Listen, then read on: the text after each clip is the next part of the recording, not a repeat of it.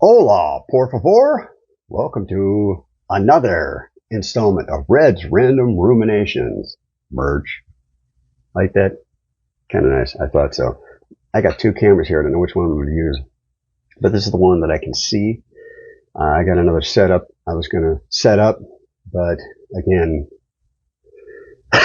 everything has moved so fast.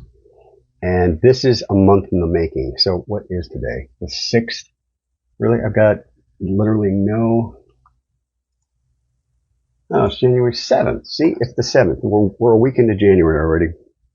So I've been unbelievably busy. I've been out hunting, traveled, visit some family, and I came back and I'd done some test shooting there with some rounds that I thought were pertinent to my theory, my investigation. And I was going to do that video when I came back. I had a week in between, and then mid-December I went back hunting again. And then of course there's Christmas and then New Year's and all this other stuff that goes with it, snowstorms and all that fun stuff, and running for local office, so I'm on the ballot, yay. So had to get all that stuff done, so it's just been an absolute nonstop roller coaster. So but I guess we should start at the beginning, a very good place to start. But first I want to, in between now and then, there's been a development / guy. His name is Baron Coleman, the real Baron Coleman. Sir, Lucy, I've got a bone to pick with you. I actually think you're pretty phenomenal. I got that, my only credential other than a part specialist, AIC certified, and a BA in music. But that, so hopefully I can, help with the high IQ production and the high IQ, he had a phrase. We have a high IQ production here. Anyway. So, may not always act like it, but that's just me. I'm goofy.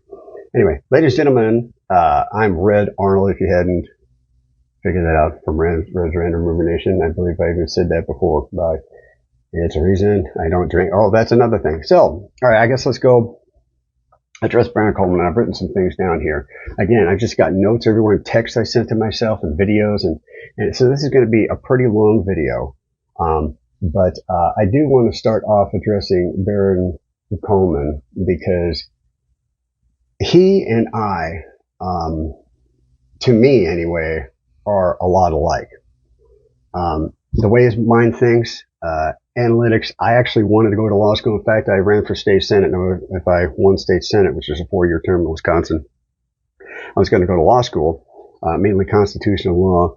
Things like that. There's a group called the Wisconsin Institute of Law and Liberty, WILL, WILO. They do things like, for example, when that kid wore a Second Amendment shirt to school and they tried to kick him out, they sued, and WILL was part of that. So that kind of law would be what I would do, what I'd prefer to do. Obviously, the men's smart, right? Smart people are goofy. It's just usually the way it goes. And this thing is connected to this phone, so I'm sure I'm going to knock it off some of the time. Again, and I wanted another setup, but I can't wait any more days. I have to do this. But Baron, I discovered his program, and quite honestly, dude, I think you're pretty phenomenal. You're on. You're right there in the way you analyze things. And I really like the fact this happens every time with me. This is the third time it's happened in like 6 months. I find somebody I really like, because I'm always dicking around doing things, fixing things, cleaning things, whatever. It's nice to be able to just, and this is why I listen to a lot of talk radio too. News Talk 1130, WISN here in Wisconsin. Literally has the best lineup of any conservative talk anywhere. Got Dan O'Donnell, Jay Weber just retired, Mark Belling does a podcast. Now he's on his sabbatical, but they've got, I can't remember the new fellow's name. But Dan O'Donnell, Peggy McKenna, Mark Belling, Sean Hannity, Clay and Buck, we have, and Sean Hannity, Mark Levin rounded out, and then we got George Norrie, Coast to Coast. So great radio program. But especially during the commercials or during the weekends, I like to listen to. But because of this Charlie Kirk thing, I've been doing almost nothing but listening to Candace, him, Valhalla, Trigger Smart. I haven't listened to Ian Carroll that much, only because there's only so much time in a day. And, like Baron does a long form, like 3 hours worth of stuff, which is kind of what I'd like to do, because like him, I babble on. most of it, is either stuff that's pertinent to stuff that's something going on, or it's just entertaining. I've even written stuff down. So, for example, Mr. Barron. So story time. All right, my father. All right, grew up in a small town about 30 minutes south of Terre Haute. He went to IU for a year and dropped out. And he was working at a factory that made catheters and rubber tubing for sphygmomanometers, or blood pressure machines, to those of you not in the medical community. And he was working with a guy. I remember telling me this story. My electronic drum set there, kind of cramped here. Telling me the story that he's working with a guy. He was making $2 more an hour than he was. Now, granted, this is 1968, 69, somewhere around there. And the guy had a wife, 2 kids, mortgage. And he told his dad, my grandpa, I can't do this. So my grandpa said, well, I'll pay for you to go back to school to be a teacher, or I will pay for you to go to Florida and become a golf pro, because my dad was really, really good at golf. And he picked teacher. Now, granted, back then it wasn't like it is now, like you had people like, Greg Norman and Arnold Palmer and Jack Nicklaus and, the Shark and people like that. You make good money if you're at the top of the game, but he would have been those guys, like Happy Gilmore at the beginning of the movie, where he's just, one of the 300 guys on the tour that you never hear. Would have been that guy, but still, playing professional golf for a living, always out in the sun, nice weather. Not a bad gig. So he went to the Fighting Sycamores. He became a Fighting Sycamore at Indiana State. Now, my point of conjecture here is, who the hell thought that a sycamore would be a great mascot? A fighting sycamore. I'm a tree. I stand there. Maybe because you're always like this. I have no idea who decided to name them the Fighting Sycamores. But anyway, so since he was a golfer, he was the TA for the golf class, which actually had a female instructor. Strangely enough, back in 1968, you wouldn't think the two would combine, but hey, when this lived, way before. So, my mom was a Phi-Ed or dance Phi-Ed major, and she had to golf or bowling, and my dad walked into class on the first day wearing a suit because he had, sure that made noise, because he had applied for a job to be a grocery bagger at the local grocer, Jefferson's Grocery or something. My mom told me that once. And my dad's passed. He's been dead for going on 8 years now. But, yeah, so my mom and her roommate went, ooh, who's that? And apparently my dad went for the roommate first because he thought she'd be easier. My mom wasn't too happy when she found it out. But, so, yeah, that's how they met. And here I am. So, my entire family is from Indiana. I love the states where I was, visiting family, for Thanksgiving. And, love the state. Maybe one day I'll move there. But, so, we do have those things in common. Love for the law, IU, and then ISU, and my entire family. Like, both sides of the family, except for one that got drafted and the other one, hated school. Very good with his hands, but my entire family went to Indiana State. So, we generally don't vote or root for Purdue. So, I too, if you can't notice, a little bit of ADD. And I think a lot of that actually has to go with, you find a lot of people that actually have really bad attention deficit disorder, are just smart people and their brains race so fast that they lose track of what they're doing with, I mean, how many times, like right now, I went over there. I was like, did I remember to say that? And I can't remember what I was going to say. But, so there's that. I've also, actually, Christmas was 18 and a half years. It's a lot of not drinking. But I trust me, I made up for it with the 10 years in my 20s. But yeah, I've been sober for that long, and, tell people it's not easy, but it gets better over time. And I like the way you phrase it when you say, just get through to breakfast, just get through to lunch, get through to, one day I'll tell the story, but my approach is, no, it's here. You're either going to listen to yourself say no, or you're not. That's it. Hey, I want this. Well, great. It's going to make you feel good now. What about tomorrow? It's going to make you feel good? No. Should you do it? No. Then don't do it. Well, I just can't. You can't. Gandhi almost starved himself to death. And you can't not put something to your lips. So just to give people out there a different way of thinking about it, because everyone's different. You know, my coins, I only do 5-year increments. To me, okay, it's another year. Okay, great. Hell, last year, I forgot it. You know, like 2 days later, I'm like, oh, I forgot to post. Hey, happy sobriety. But also, my family too founded this. Now, my last name's Arnold, no relation to Benedict. I know that because Jonathan Arnold was a private who enlisted in May of 1776, right before Declaration of Independence was signed, and fought all 7 years of the Revolutionary War.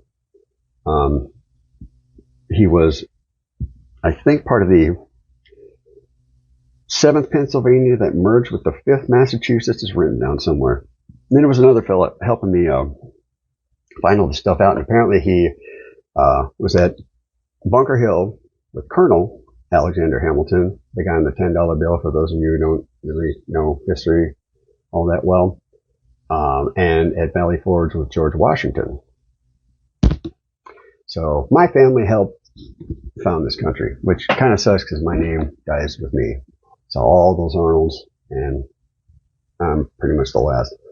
Me and my brother, maybe my niece, I told her, marry some bitch boy, and especially somebody named Smith who doesn't know any of their lineage, say, all right, you marry me, you have a boy, we're naming him Arnold. So there's always hope, right? So yeah, I mean, my great to the 9th grandfather fought all 7 years of the Revolutionary War, and also there's a book called, and this is what the fellow who helped me do the research told me. There's a book called Private Yankee Doodle by George Plum Martin. It's a book about that thick, and he said read the last 30 pages, and they'll give you a really good idea of what your relative went through, because from his research, at least part of the war, they were in the same regiment. So, with that being said, and the affection and affinity I have towards you, Baron, again, bone to pick. Now, my music professor, the last class that I had, the very last day of the last class that I ever had, Dr. Frank Mueller was his name. He has to be long gone. I mean, the guy was, not waiter at the Last Supper old, but, he was up there. And he retired, actually, I think, my last semester, or the year after that, sorry. Anyway, he said, we were talking about music in 20th century music, which is garbage. It's just random notes, basically like take a bunch of notes, throw them on a table and pick them out randomly and put them on. That's 20th century music. It's garbage. But, somebody had developed this new notation system. It really looked like PlayStation. Triangles and circles and X's and all this other stuff, and for beats, and it was kind of this almost like some native tribe. Again, garbage. But he said, you guys are the ones that you're music students. You understand music history. You understand where music came from and where music's going. You're talking classical music, not rock and roll or EDM, anything like that. You're talking classical. He said, you need to know this because you can't like or dislike that which you do not know or understand, I suppose. You can't like or dislike that which you do not know. So I'm guessing you've not seen my video, my first, and there's a second, about 12 minutes long. And then I have two spots that I did with Sean Atwood, who's across the pond. And it basically explains what happened. All right, this isn't, and then with what I found with new evidence that's come up partially by you, all right, and it's funny because both the pieces of evidence that really honed in going this, and I'm literally one piece of evidence away from proving that this is what happened, okay? And again, it's going to be a long video. What am I at, 15 minutes already? Good God.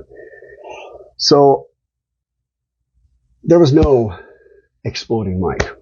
All right, there's no electrocution. There's none of this garbage.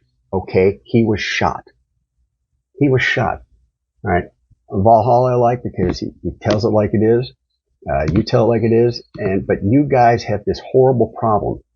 And it's Scrabble blindness. And I explained that in my first video where you got like these big letters like Q and X and Z, and you want to make a word so badly out of those letters that you forget there's, 23, 24 of the letters that you can use to actually start scoring points and win the game.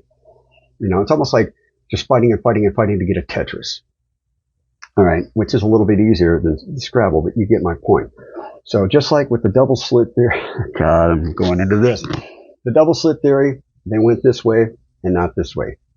They should have gone this way. That's why they can't find the particles they're looking for. That's a discussion for a different time. But the point is that you guys are so focused on this 30-06, okay, and focused on reports. Now, I've had a lot of instances where doctors just aren't hearing what you're saying. All right, and it doesn't say so here. It's like, okay, well, you're reading a report, but, especially radiology. You're reading a report, but what about this? Well, they didn't take that view. Okay, then you don't really know then, do you? You're making an educated guess off of these two views, but when the third view, now I gotta have my rotator cuff done. I gotta have this one done somewhat soon, all right? But, there's 4 different muscles or tendons that make up your rotator cuff. Well, if you don't get a scan of the right side or the right area, you can't make an accurate diagnosis. So what you guys are doing is you're taking this 30-06 and saying, well, it can't be the 30-06. No kidding, it can't be the 30-06. It's not the 30-06. It never was the 30-06. But you're trying to shoehorn that in and make that fit so bad. You've got this tunnel vision, and you wanted to make it fit so bad that you're coming up with grandiose schemes. Now, I will say this. I did watch your podcast on the exploding mic, because I hit the mic.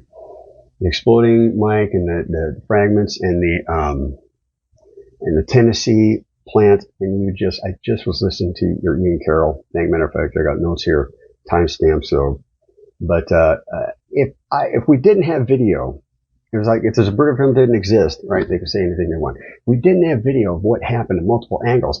Circumstantially, I'd actually buy that argument. That's fairly circumstantially sound to where you go, so you're not completely off. The problem is that you're completely off because he was shot. Now watch my first video. It explains everything. It's an hour and a half.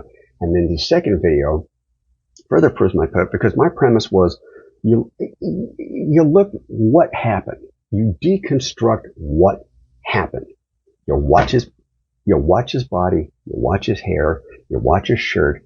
And everything is this. Shot from fairly high up, fairly decent angle. So one of two things happen. And I'll hopefully tie this in when I edit all this stuff. The bullet's going to come in, and the bullet either went like this and went straight through and is on the ground, and that's why they paved it over. Possibility. I don't think that's what happened, as my video will state. But if that was the case, then it had to be a 31-degree angle. That's pretty steep. Now, when I did my test, and the same thing with Range Day Bro, he tried to do it, but all he could get was 18 degrees. I managed to get 19. Well, between 21 and 19, I think. So we'll say 20 to be safe. But that's all we could get, because 31-degree angles pretty high up. Now, but up here, there was that building, that tall building. And I know. And I managed to get a hold of Ryan Motta once saying, hey, what about this, blah, blah, blah, blah, blah. Watch my videos. I've seen it. That's all I ever did. And actually, the one piece of evidence I need to prove my point, I think, now he's got the video and I'll show it.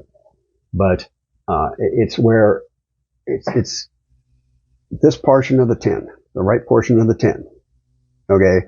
And right when Charlie gets shot, it goes, shoo, and it fades out right as I need to see something on that 10, which we'll get into. But you, my friend, you, Mr. Barron, were really the kicker, because there's two things that happened to bring me to this point, which led me to my second video. So there's a fellow by the name of Make Germany Great Again. I don't know who this dude is. I don't know if he's in Germany, but he posted something. I think it was from somebody else. And I've got the original in the comments section. For some reason, it wouldn't actually make a hyperlink in the description of YouTube. I don't know why, so I said, screw it, I just put read in the comments. But the original video, you can watch it there, so you can get whatever quality you want from them. So, it was from Charlie's left side, and somebody had posted the low C center. You never would have been able to shoot it from there because he had no line of sight. This is the only angle where he would have a line of sight. See? And because it was from his left side, even though when I was on Sean Atwood in my video, I asked people, I said, if you've got any video that is from the left side that shows the right side, you can maybe see that spark where Range Day Bro initially had the theory that it came in from here. Because when I saw that one, there it is, right there. And everything else corresponds to it. And if you watch my video, you'll see it. So I was trying to see if there's a muzzle flash or a person or whatnot over in between where Range Day Bro, in between the two buildings, or perhaps on that balcony where the plant was, or the plant sniper, which, you know, you're a plant, you go boom, and then you hide as a plant, nobody sees you that you're a plant. Ridiculous. So, but I happened to see someone or something from the exact moment that the shot was taking place. It goes, did it again. Comes up, disappears. Almost like somebody goes, what it is, I don't know. It's too far away, but here's the thing. It gave credence, at least, to having a possibility from somebody sitting up on that high roof that's shooting, which would match what I and everybody else, if you really look at it, will observe of being shot from here. So either shot here or the angle, it went down and lodged, an explosion lodged in his T1 and crushed everything here just because of the energy. Or possibly it went through, which again, I don't think. Or it came in a little bit less steep of an angle, but the skull trajectory moved it down here, because they said next to his T1. Coming in through here, Chris Martinson, I think I got it right this time, said it would take 12,000 pounds of pressure to move that thing. It's impossible. We all know it's impossible. 30-06 is impossible. Well, I theorized because of the sound, because of how fast it happened, and the bullet itself, what it did, I theorized it was something very fast, smaller, like a 22, or like a 22-250, or possibly a 223. I did test both of them. You'll see those later. But the point is that he was shot from up here.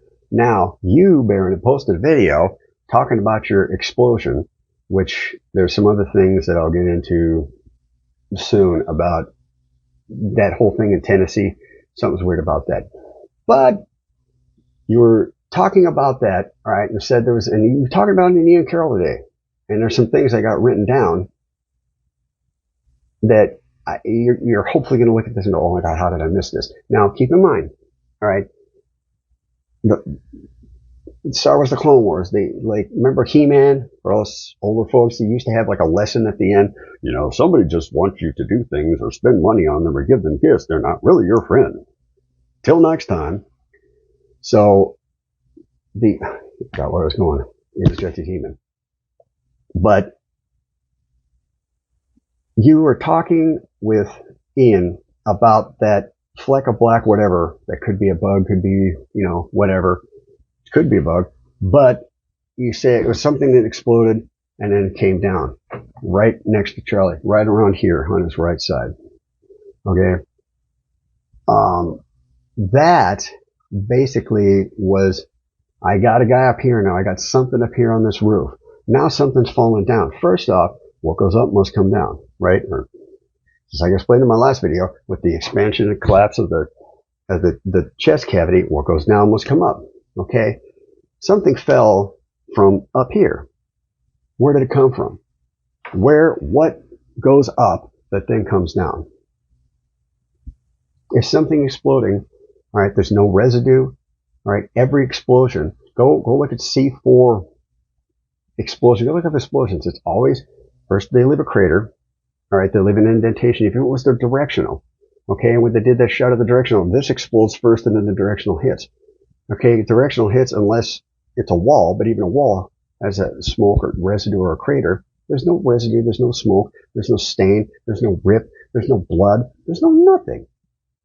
Now, unless it's like a neutron bomb. 37 rhinos. Neutron bombs in their assholes. Blow them all up. Destroying the planet. Everybody dies. Come on, it's a happy song. But unless it's like a neutron bomb where it sends some sort of just shockwave that destroys living tissue, or like the neutron bomb just shoots neutrons out there and they're invisible, it's impossible. So, guys, get that out of your head. Get that out of your head. Oh, that's it, the Star Wars thing. See, ADD, woo, I come back around. Star Wars thing, the mantra.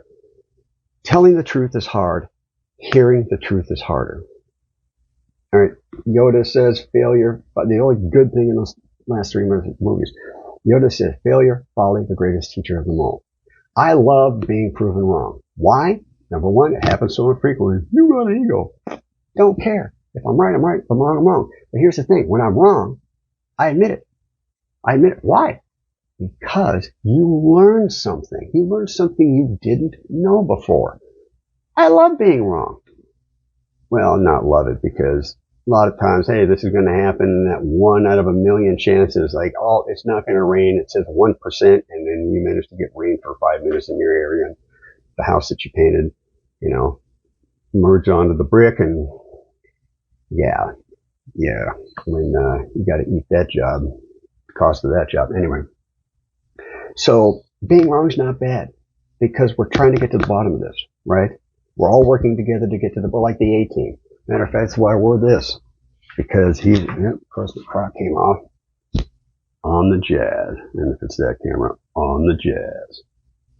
Now, I want to be Murdoch, because I always wanted to be a pilot, but I get forced in a draft because of my kidney and my spine.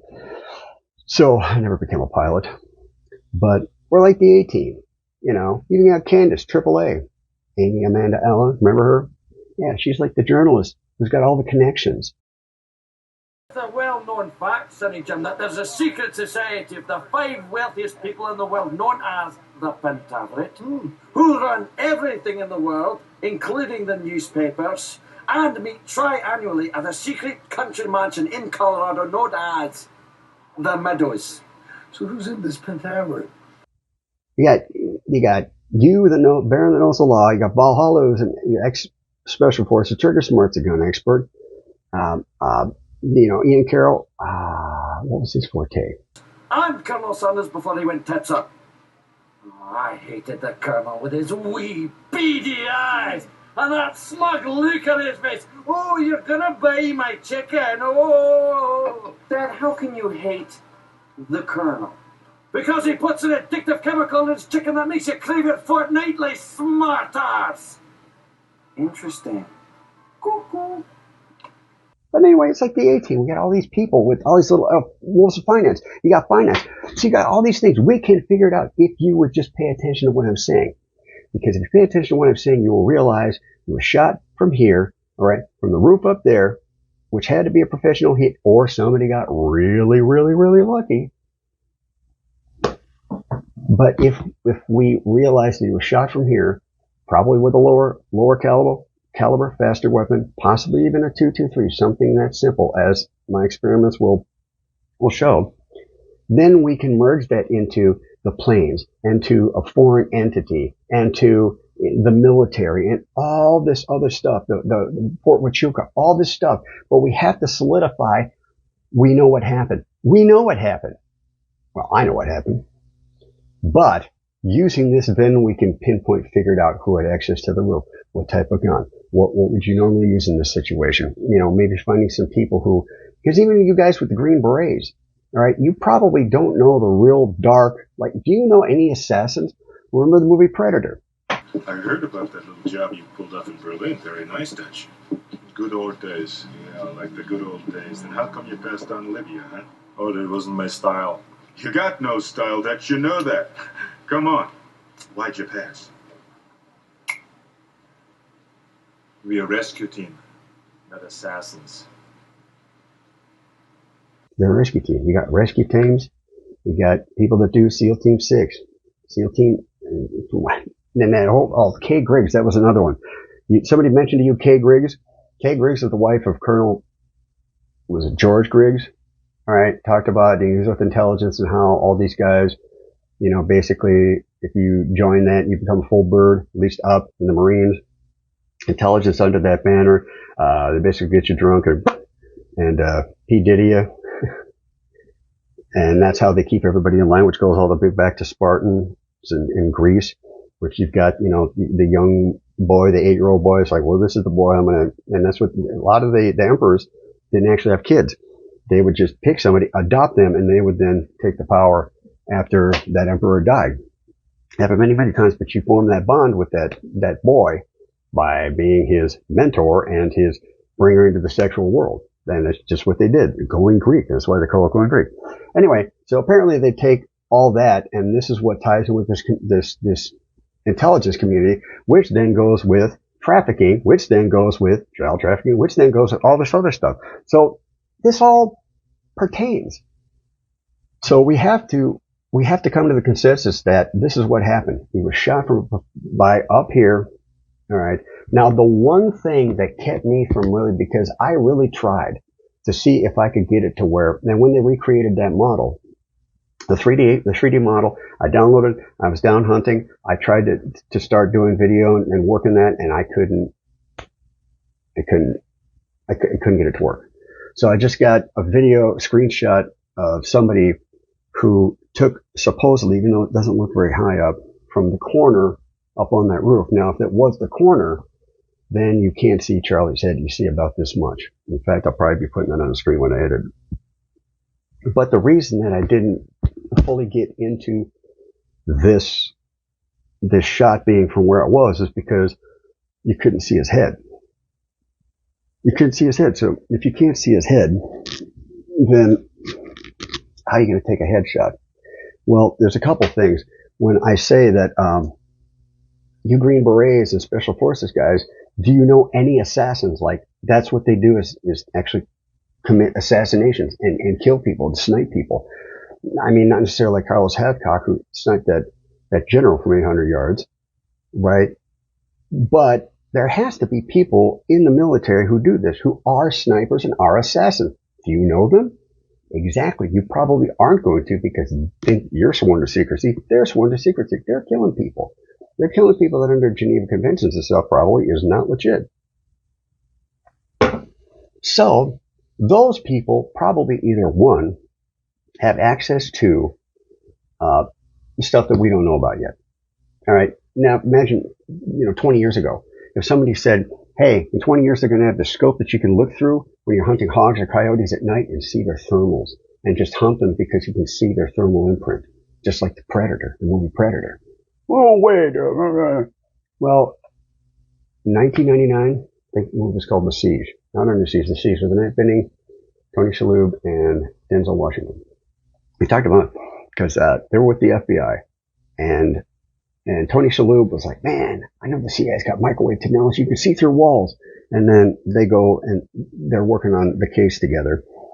And he's like, oh, you guys got microwave. And they're seeing through walls. Not saying that that's the technology. I know Hollywood, but life mimics art. Art mimics life. It's the way it goes, right? How many times you've seen a movie, whatever, dude, Mickey Rourke, Iron Man, where they got all these robots. They're military robots. You don't think in 10 years that that's what's going to be rolling out? Freaking Terminators? Like the movie, where they got the tracks and the guns on the side. A lot of stuff you see in movies all of a sudden kind of comes true 10, 15, 20 years later. But see, again, where the fuck is it? All right. There was one thing here that you had dealing with. Oh, so up here was, you couldn't see his head, right? Now, you know what? Maybe I can do a find out page. You know what? I'm going to search document. Oh, hey, thank you, Mac.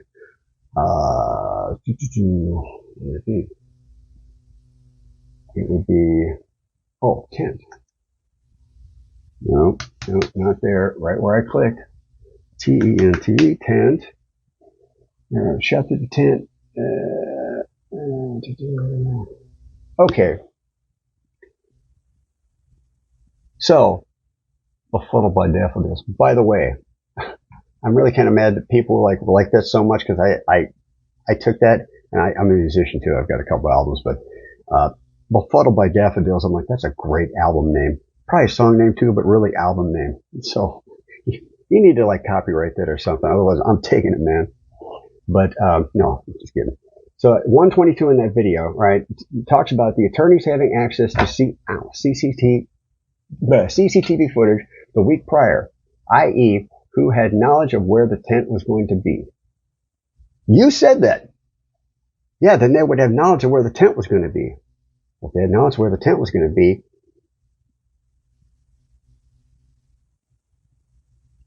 do you get it? Now, so that's an extra piece. And also you said, it was not the gay kid on the roof of the 30-06. It was just not, ladies and gentlemen. It was not. That's a quote from you. You are correct. It was not. Right? It was not the 30-06 on the roof with Tyler Robinson on the roof with 30-06. It was not Miss Scarlett in the billiards room with a candlestick. Okay? Point is, you add that with what you showed about that fleck coming down. Well, if nothing went up, how could it come down? Also, no evidence of explosive anything, anywhere. Alright, but if you watch my video, you see it gets shot, and then everything cavitates, and that's what caused the blood. That's what caused the spill out. There's no arterial spray. That's why it was dark. It looked like dark with solid chunks like tissue, and that's why nobody had blood on him, because everything was internal. He was destroyed from the inside. He was shot in the head, and my shots that I took, that I'll show you soon, right, will prove that my theory is correct. Well, 95%. There's no way to really prove unless you somehow get. And you know what? Here's another thing. Maybe all those genocided Gazans, which we'll get into that later, some other time. But the genocided Gazans, maybe they were taking dudes, say, here, just sit right here. Okay, and like Shawshank Redemption, they get shot because they were seeing what bullets, what not. Why not? I mean, I'm not that kind of guy. I respect human life, and unless you got such behavior that you just need to be not here, you know. But there are those situations. But, you know, if that's my mission, and that's what I have to do in order to make this mission succeed, and I have to just test this on a bunch of other guys, how we can, you know, do this and get away with it, then that's what I do. I just say, well, why don't we take all these Gazan prisoners, just sit them in a chair and go boom, and test it out. So when we get to Utah, under that tent, we'll know exactly what we got to do. If you think the military won't do stuff like that, 10 miles from where I grew up, there was a guy with heads in his refrigerator. Y'all know his name, Jeffrey Dahmer. Up north, Ed Gein, well, probably Ed Gein, German spelling, but Ed Gein, hey, make lampshades out of people.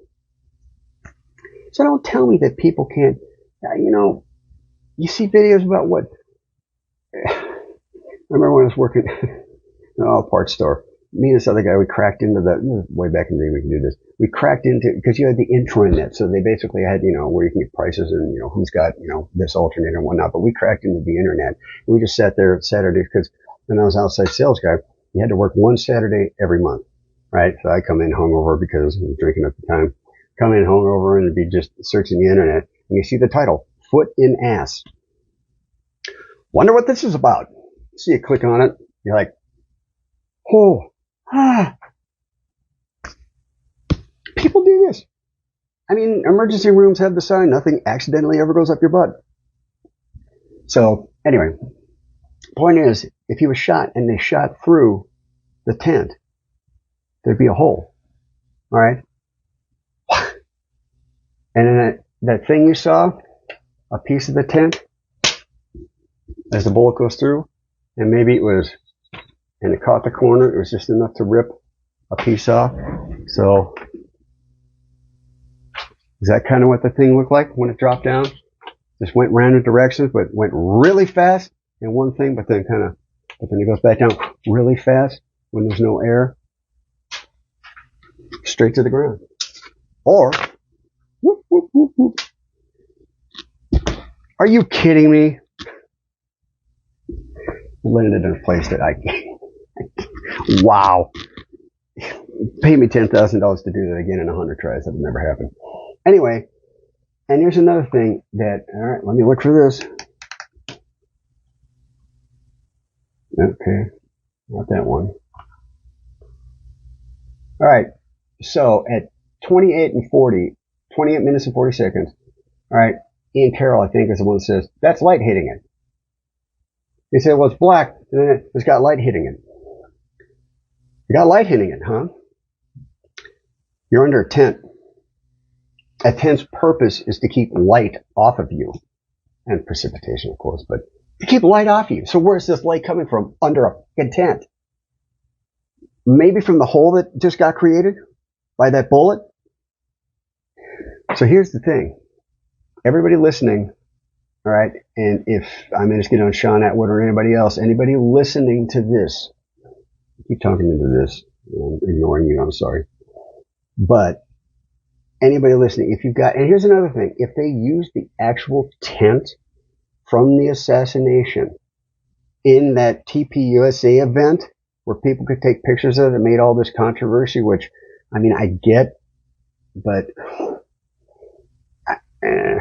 whatever. But is that got a hole in it? And the video piece I need is that right side. And Ryan Lotta's got one, and it fades out right now. I don't think it's high enough up. And I think it might have actually hit in one of the letters. So it in one of the blue letters, because it would have been right here. It makes perfect sense. And then whoop, just falls. So, yeah. So he was shot from here with a high velocity, probably a 22, 250, very fast. The ones I shot, I think, were 3,800 feet per second versus the 50 grain were 4,000 and 55 grain were like 3,800 feet per second or vice versa. But it was really close. Very high speed. And you see my first video. All right. How fast it goes from the 100 so yards with the Coyote to Charlie. You can hear the snap. You can hear the sonic boom. You can hear him getting hit. You can watch his head go down.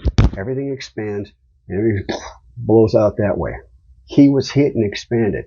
Now the tests that I did were from, I took the, same thing Range Day Bro did. I spent money I dipped into my emergency fund. So, like they say, everyone's like, not many people have less than 40% of people have $500 for an emergency fund. I'm about to that point because I took money out, spent this $300 to shoot this thing.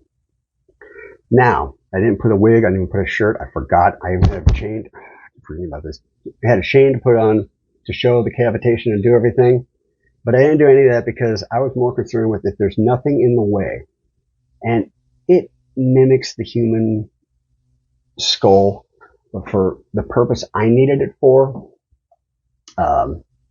it didn't really work.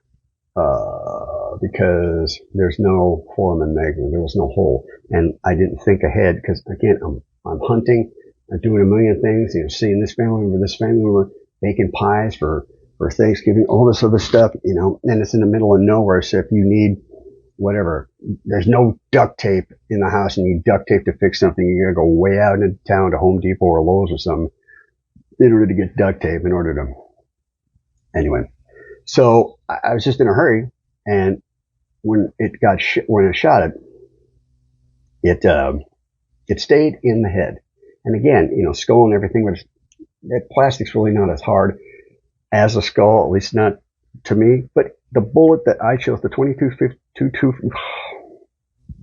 22-250 varmint round, I believe it was Hornady, but it was a varmint round, which means as soon as it comes in, it expands and explodes.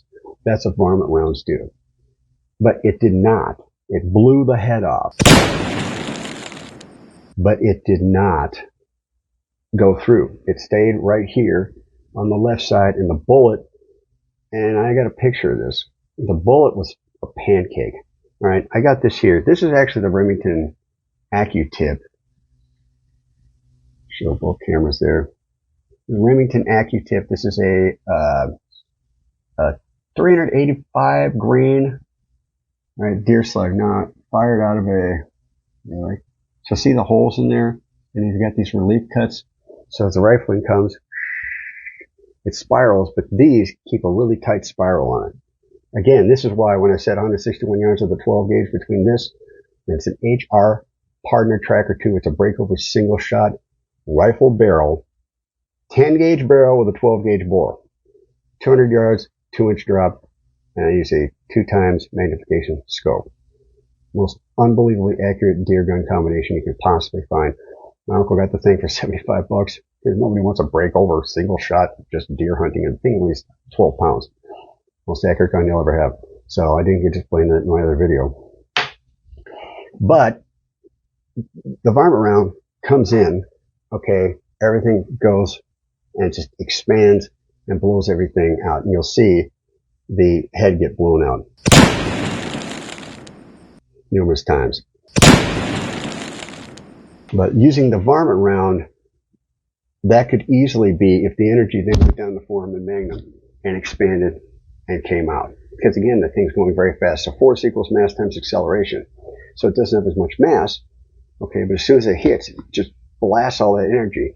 And just like a Hemi engine, okay, which is why it's called a hemispherical engine, combustion chamber, okay, versus usually most cars have a wedge.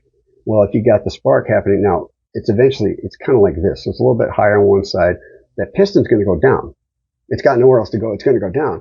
But to have it more efficiently hit every single part of that piston head, you get a much better stroke. You get a much better, more power out of the stroke because it's more efficient. So it's the same thing. So you get this Hemi in your head. All that pressure comes in here. You see it kind of come out, start on the right side of the station. I explained all this. Everything went this way. So you get all the cavitation. The rest of it blows down. But basically it blows down through here. Now this is a pressurized system too. Okay. In the movie Three Kings with Mark Wahlberg, Ice Cube, and George Clooney about Iraq, where they go and they find a hoard of gold. So they try to steal it, and Mark Wahlberg gets shot in the chest. So they have to put this pin in and every once in a while relieve the pressure.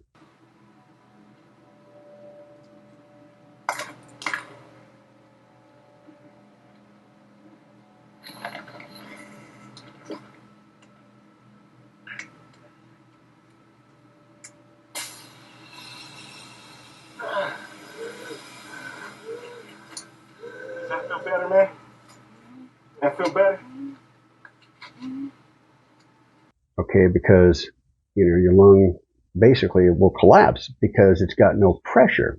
This here is your peritoneum, where all your guts are in it, and it's a sterile environment. So is this. Your entire inside of your body is sterile. And I said your urine is sterile unless you've got an infection. You pee, it's sterile because your body says nothing's getting in here. We keep this sterile, so if we get a cut or something or a cold, that we need that to fight the infection. So everything in here is sterile. But this is all one piece. Everything connects into here, right? Goes down into here. So if you get a lot of energy, everything just blasts down the foramen magnum, and a varmint round would do that. Now I also tested 223, full metal jacket, soft tip, and a varmint round. Okay. I put goats' heads in front of them because I couldn't get a pig's head. Because I think I figured it out because basically, Patrick Cudahy, literally South Milwaukee, right north of this is Cudahy. All right, Patrick Cudahy, which makes lunch meats and meat and South Milwaukee whitefish bait. Nothing to say so Cudahy because they actually had the pigs there on site before they go up to the fourth floor, slaughter them, and everything was gravity fed on the way down. But it's now Smithfield. Smithfield, like 3 or 4 other conglomerates, do all the pork processing basically. Now, some people will do pork processing, but a lot of times they ship that out, and all they do is sheep and goats.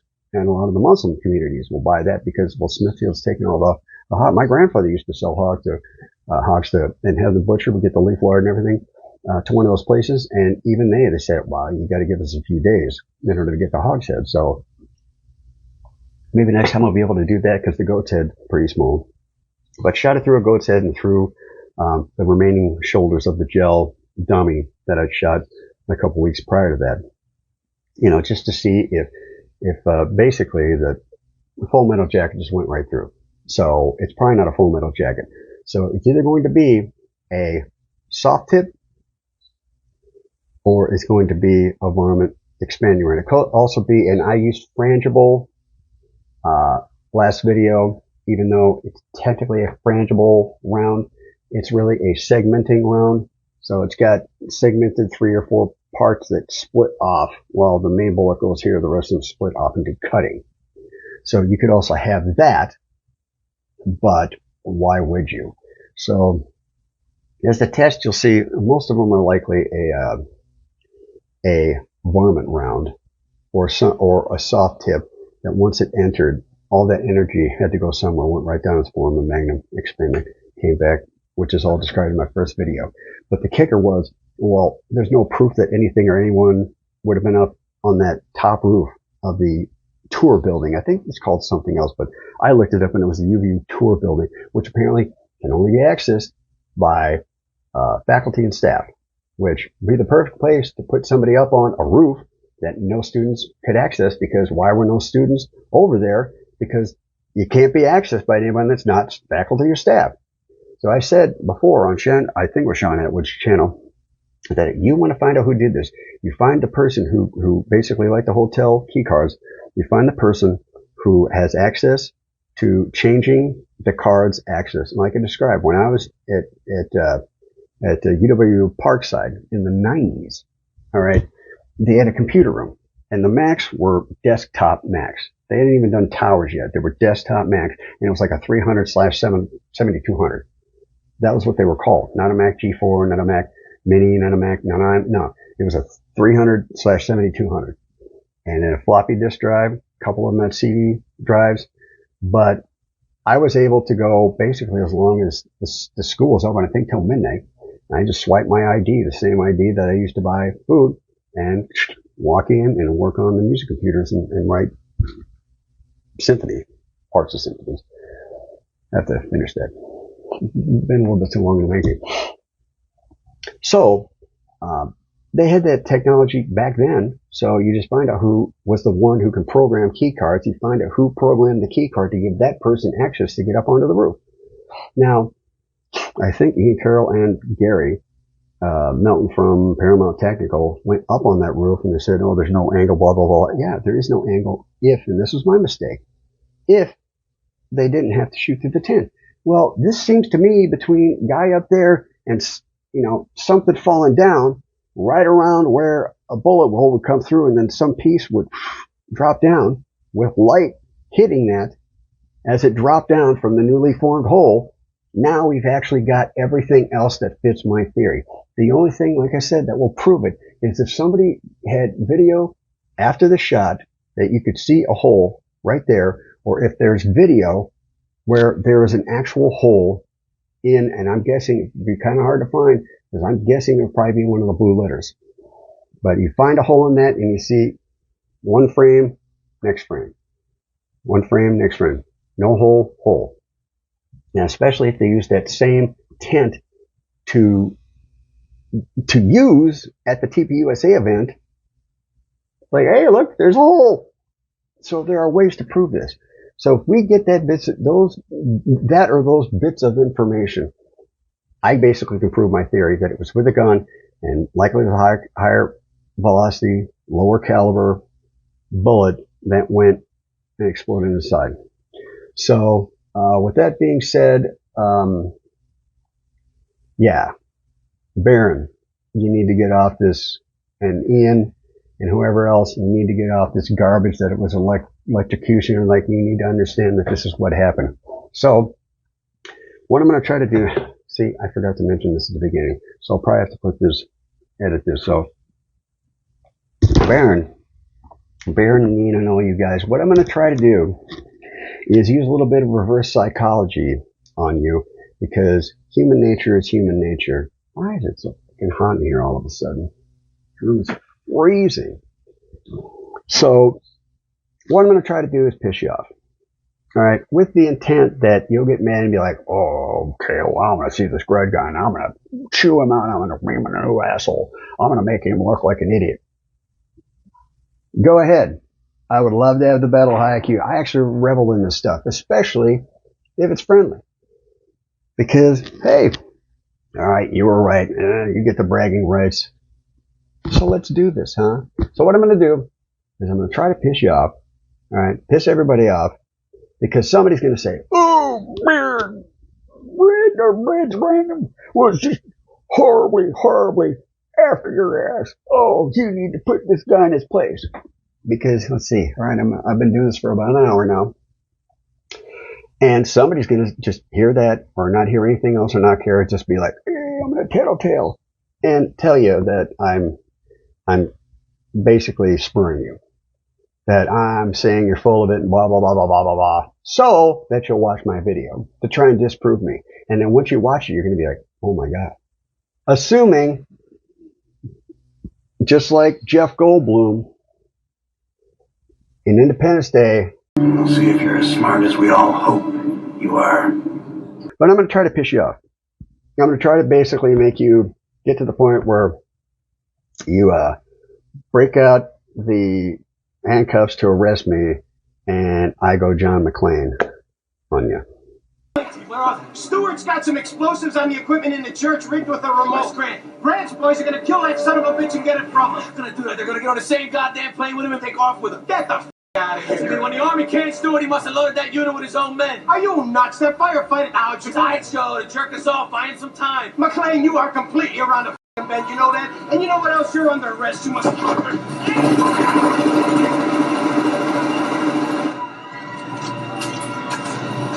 Hey, these are the bullets they used out there tonight. Blanks. Jesus Christ.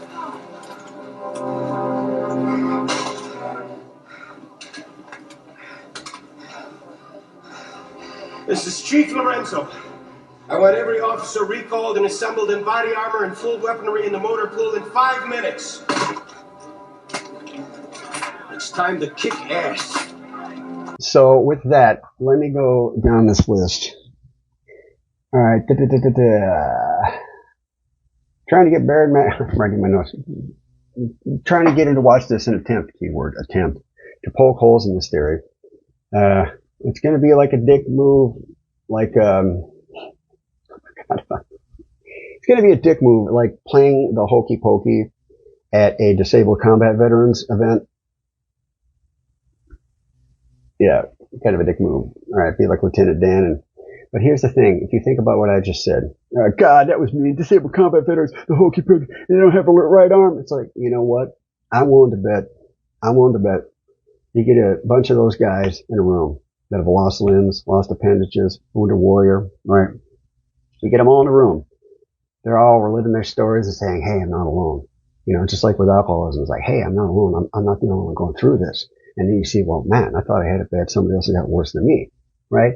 They're all getting drunk and they're all, you know, finally laughing and accepting, like Lieutenant Dan, you know, after the hurricane. I think he made his peace with God, you know, because that's a very powerful thing, because that's what does it.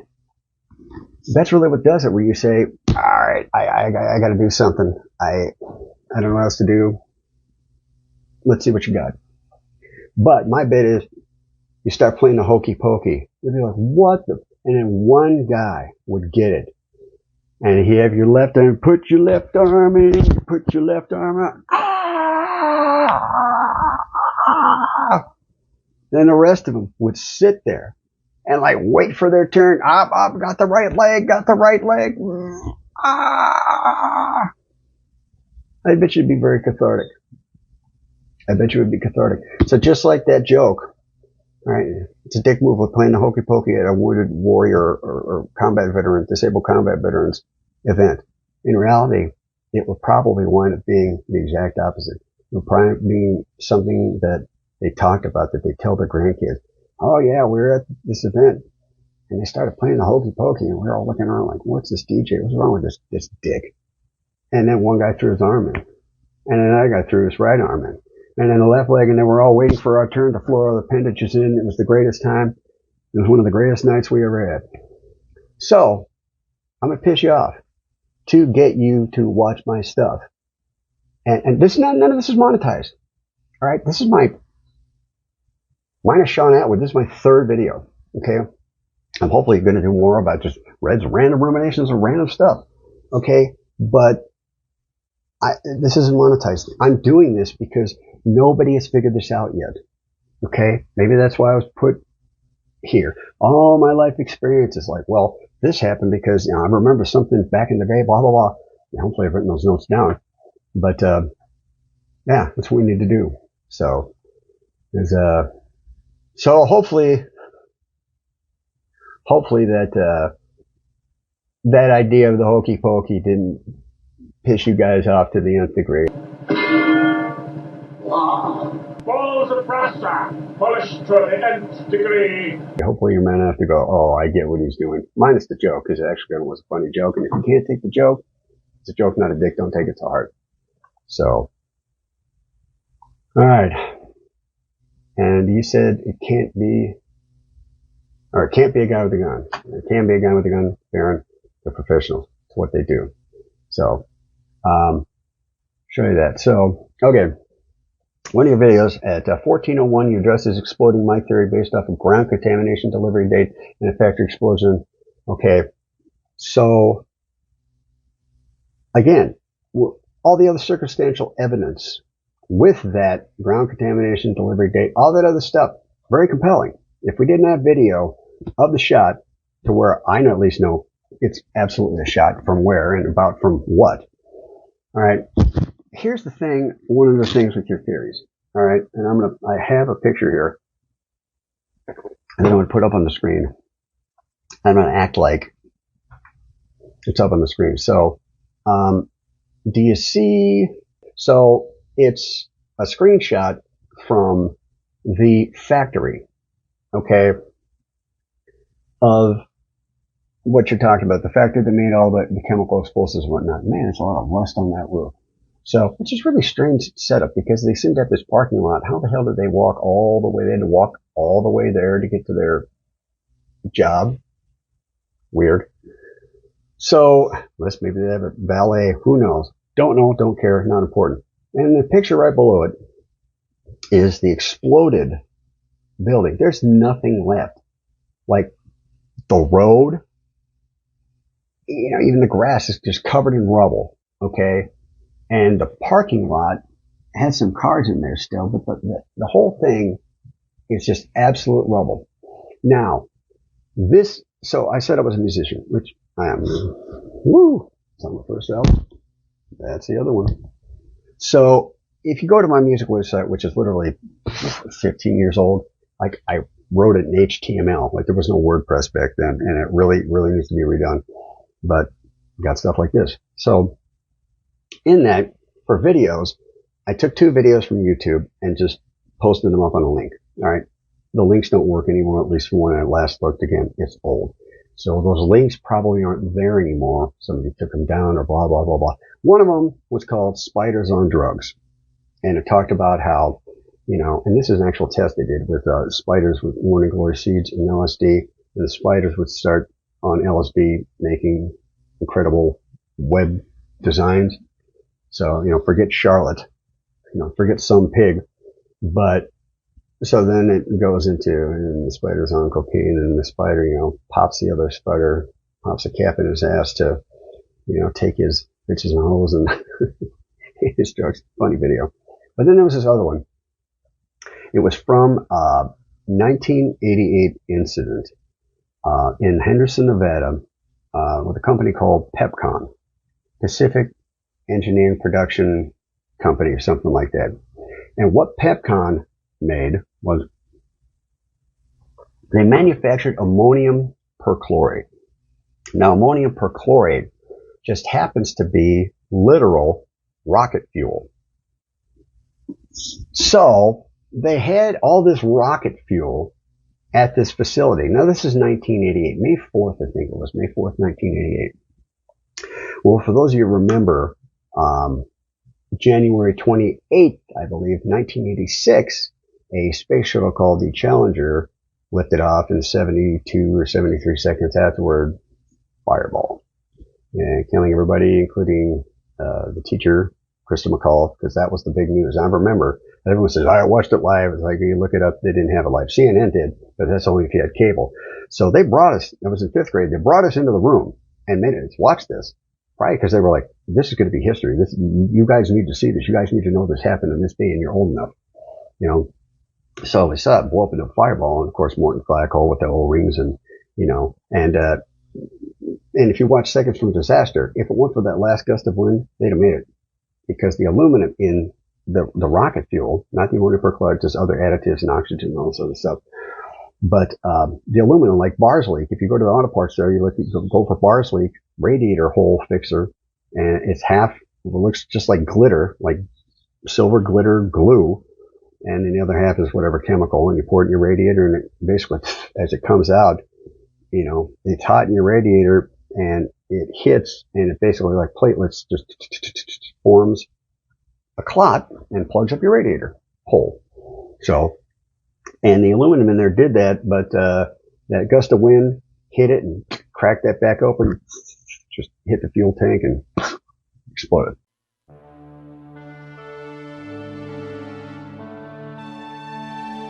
Tripod.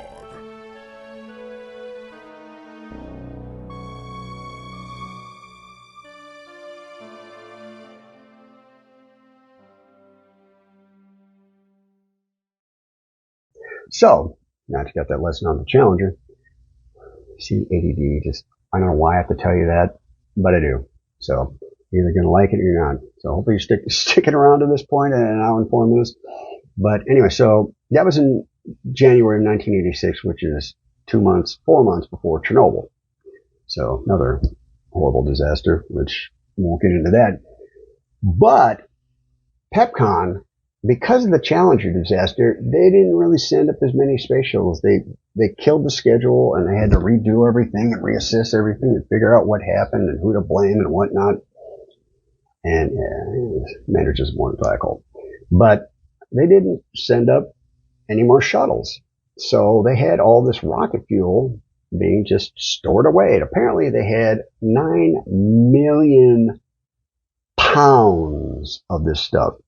Now, one of the Seconds from Disaster, one of the ones I watched, said something electrical, and another one said it was a guy, you know, throwing a cigarette out, and the wind blew it back and started a fire. And then, so anyway, you're going to see this video that I'm going to post, and it goes through everything, and you see the explosion happen, and you actually see a shockwave coming. It's a massive explosion. Matter of fact, I'm guessing probably none of you have ever heard of this or seen this. You're going to be like, wow. You remember in whatever it was, Syria or Beirut, that they had all that fertilizer there, and all that red smoke, and then just vaporized everything. It was that size. Luckily, it was in the middle of the desert, but there's a factory right next door. It's a candy factory. So even though I'm about to prove your theory wrong, Baron, you'll be glad to know that this factory made marshmallows. So the explosion wiped out a marshmallow factory. Strangely or weirdly enough, when you see this explosion, all right, and I think it was 16 people died in this Tennessee chemical plant explosion. Only 2 people died in the PepCon explosion. And when you see it, you're like, I don't know how anybody survived that, because you'll see right in front, right? You'll see telephone poles, you see cars driving by, so give you the magnitude of the explosion, right? The chemicals, exposed to intense heat, finally reach the point of combustion. Ooh, that's going to be loud. The magnitude of that sound when it reached us was still extremely large for something that traveled over a mile.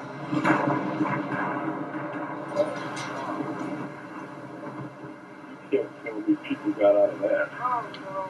There's got to be hundreds. But the destruction has only just begun.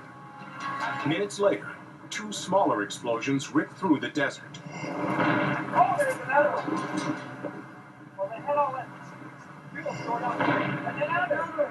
You could see people actually literally running through the desert, trying to just get away from PepCon.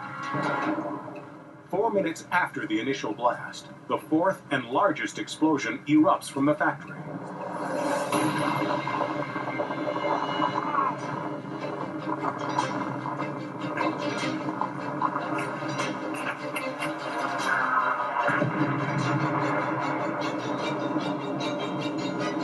The explosion is so intense, the shockwave vaporizes a nearby factory. and registers 3.5 on the Richter scale. So when you see the explosion and you see the shock wave going on, okay, and you see it just literally vaporize that candy factory, then you look at this picture here, and you see the chemical plant with its circular driveway and whatnot, loading docks, and you see it all exploded. All the bricks, all the metal, all the everything is just gone. Strewn everywhere in all directions. I don't really even see, if anything that's going to stand, it's going to be the corners of a building, right? Because it's got the corners the most sturdy. I didn't even see cornerstones here. All right. This must have been a massive, massive explosion. The funny thing is, though, when you look at the background and you see that shockwave going out that vaporizes everything, all the trees are standing in this picture post-explosion. All the trees are standing, and not a single one of them seems to be burnt. Seems to have any damage to it, any real damage to it. Out of all the things you guys discussed about that little factory there, a month later it explodes, the guy quit, all this other stuff. My question is, how the hell did it explode and yet not level any of the trees? Now you watch Graham Hancock and Randall Carlson, they talk about the Tunguska event in 1906, I think it was, in Siberia. So a meteor the size of, what did they say, Staten Island came and it exploded. It didn't hit the ground. It exploded above the impact, because it's almost like when you put, a piece of ham or something in the microwave and pop, the itty bitty piece right there has enough water in it that the water heats up and just explodes, and you get like this ham that kind of looks like it was shot. Same kind of thing. It got too hot and it exploded above in the atmosphere, but it leveled trees for like 6 miles.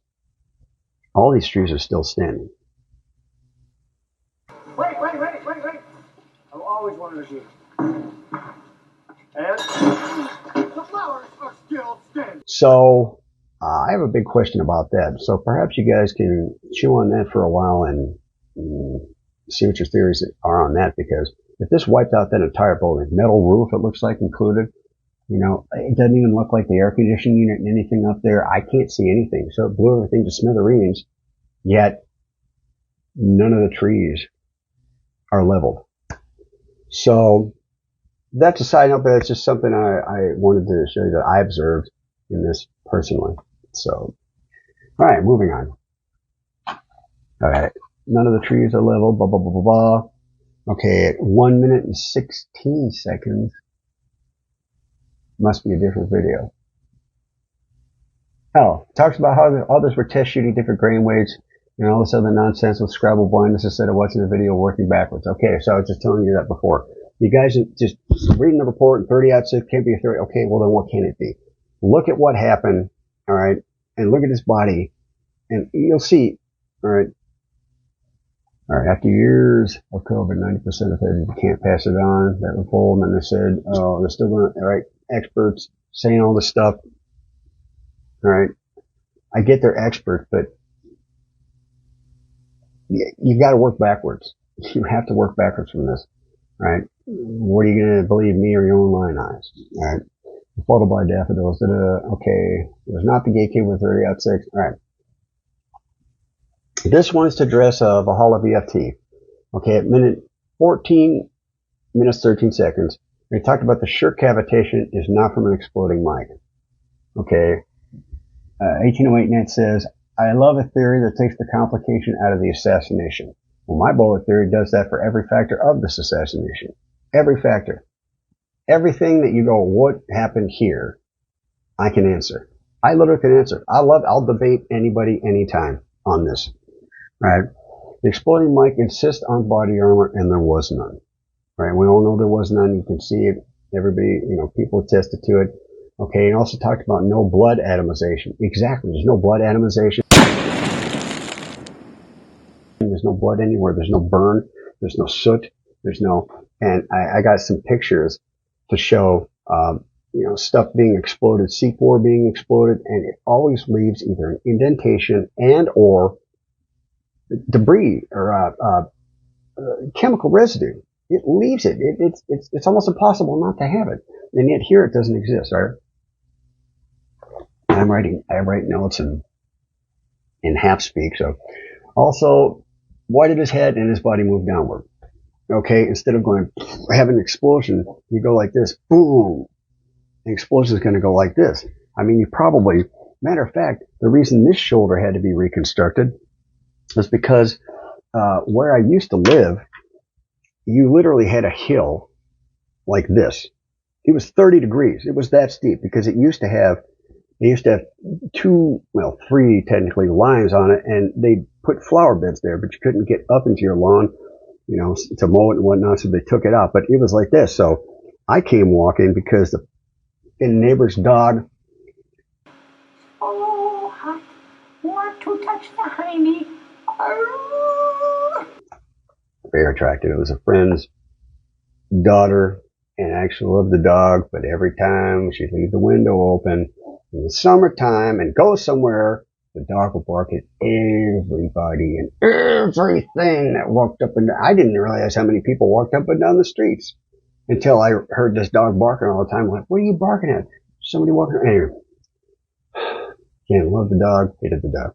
So I'm walking, and I had shoes with not a lot of traction on, and I slipped, came back like this, and as I fell, you just naturally kind of move your arms back like this, and I hit the ground, and bam! I think I might have had a concussion. I mean, I heard cracks. I don't know if it's from my jaw, my teeth, my neck, but my elbow hit my face. It hit right here, and so the same kind of factor, okay? If you're getting hit, all right, you're not going to move back like this. You're going to move back because your head isn't ready for the impact, and your neck muscles aren't that strong to keep it straight. Even if you knew it was coming, you probably still automatically go like this if you got hit from the front, right? So it would collapse like this in a C formation. And like I said, plus, if you got the directional, first this has to explode because, was it Valhalla or was it heavy duty? Anyway, one of them showed the directional, and it was like 10,000 frames per second. And I think it was only black and white because you can't have, maybe it was 100,000.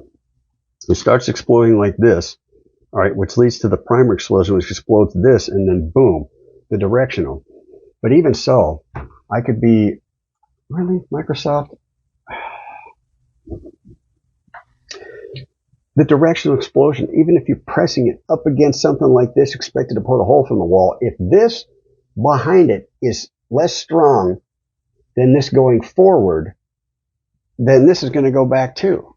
You could be holding it up like this and it explode all that way. But if this backing it isn't so strong that nothing's going to make it go backwards and everything's going to go forward, equal and opposite reaction.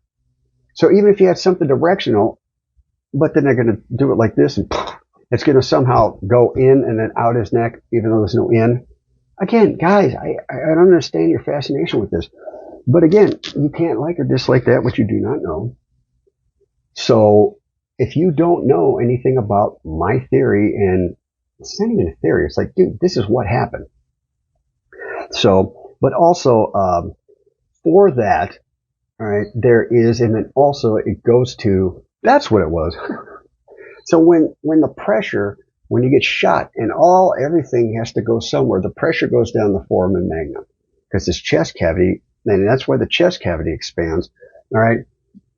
I grew up in the 80s and we had Mr. Wizard World. Matter of fact, Mr. Wizard is one of the reasons that I know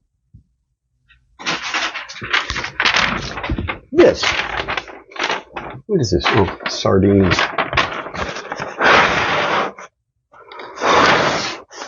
I'm blowing over the top, but yet this is rising. Well, why would that be?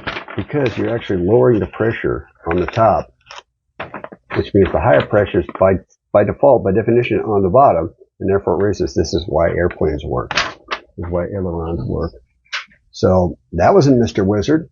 So another thing I learned from Mr. Wizard is a potato gun. Okay, you'll see it in the video. You take a tube, you go, potato, turn it around. Alright, take another piece, put it through the tube, pressure differentiation, cause it to pop. I think, well, you can make one of those. That's a lot of fun. All you need is a metal tube like this, or a plastic one. The important thing is that you get a piece of wood that just slips inside like that. Okay, now what we have to do is capture the air. And here's how we'll do that. Oh, like this is like the cork. Right, I that's get going to be the cork. But it'll work, as a matter of fact, there's two things. Here's the cork, but now you have a plunger. I think you now understand the idea. Yeah, so I get another one. All right. Okay, now when you start with the plunger, you just hold it here like this. Okay. What's going to happen? Oh, you've already compressed the air. It's coming out a little bit. Okay, what will happen now when you push with the plunger? Pop the end out. Why? Well, because the air inside is getting really compressed, and it's going to push the other end out because there's not enough room for it. In other words, the pressure will get greater and greater and greater as the plunger goes here until the pressure is stronger than the friction holding the plug in. And out it will come. Okay, so try. Do the firing up that way. Okay. Okay, not too hard. Look, what? Makes a nice popping sound too. Yeah, that's neat. So the pressure differential causes the pop. So therefore, every action got equal opposite reaction. Okay, if it's going to hit your chest like this directionally, all right, just you can put a spring. Take a spring, and the spring is going to go doing in there or doing off. It's not feasible, fellas. It's just not feasible. But at 5846, the shape charge example, there's smoke and debris. Okay, at 5945. No flame, no soot, no tears, no holes, no blood from skiing injury, no shredded shirt, nothing. There's none of that. It's not possible, guys. All right, nothing but a hole with blood. All right. Light a black cat in your hand, and there's soot, a little bit of ouch. Seriously, take a black cat. Okay, for you younger people, I have to describe a black cat. So if anybody who's a Gen X or millennial knows what a black cat is. It's basically, it's almost like Xerox or Kleenex. You see Xerox, you know what you're talking about. Not all copies are Xerox, but all Xerox are copies. Not all tissue is Kleenex, but all Kleenex is tissue. Black cat is a fire. You light it, it explodes. Just like the jumping jacks, they do that dancing around. But a black cat, light it in your hand. Pow. Now, I'm not recommending that, okay, but tape it to a soda can or something. There's going to be soot. There's going to be, you can tell if you're lighting off fireworks. And my buddy, over there playing cards, and he's got a bunch of fireworks. They start lighting it off, and his wife comes out there. You lighting off fireworks out here? He says, why would you hear? And he's like, no. We weren't doing anything. I swear to God, his hands are all black. And so he points out, like, dude, your hands are all black. He goes, no, it was dirt. And she's like, yeah, okay, sure. Anyway, you light a black hand, there's residue. Stop with the scribal blindness. Okay, like I said, the double slit experiment went this way instead of this way. That's why physicists are focusing on matter. And they need to be focusing on matter and energy. And again, different argument for a different time. All right. At 1 minute, 1 hour, and 1 hour, 0 minutes, 55 seconds. It's either a giant explosion or there's damage and residue from it. All right. Not to mention doing all that and fitting it into a microphone that worked, and then also getting an explosion. Okay. Hour, 8, 35 seconds. VFT says there's no blood. I have an answer for that too, because all the blood I'm sorry. All the blood squirted out. All right, but it was tissue. It wasn't blood. He probably died instantaneously. Like the fact that they said they got a pulse, I don't know. But either way, maybe. But regardless, all the blood that spurted out, that was it. That might drip out here, but because all the damage was internal, right there in his brain and chest, came back Your last video that you did today, January 7th, right? Hour 1, 57 minutes, 37 seconds. Susan Marie, a trauma nurse, said, it's a tear, not a bullet. And you said, well, people say it could tumble. It didn't tumble. It tore. Expansion happened, blew them out like this to the point where just like a balloon, it tore because it's coming in this way. So all the energy is going right here and, it comes back and that's where everything squirts out. But also the cavitation, boom, smacking back, which is in my first video, explains that the smack back is when all that stuff came out and why there's no blood and why they don't have a lot of blood on them because it was internal. They're like, what can you do? He's dead. He's just, there's nothing you can do. Everything's damaged internal. You can't stop bleeding because there's no artery to push on. He probably didn't have much of a pulse, if any. Got shot right through the red nucleus. So that's why he did the corticate posturing. It's all there in my first video. Okay. So let's go back to, alright, okay. So, trusted no blood, okay. And 2 hours, 11 minutes, 28 seconds. I don't know what to think anymore, guys. I just don't know. I don't know what to think anymore. I know. Because everyone is basically spinning their wheels. Because they don't know. It's like all this stuff, we can't pinpoint anything down. Because just like Indiana Jones. They're digging in the wrong place. Alright, and it says here, I wrote down, well, I do.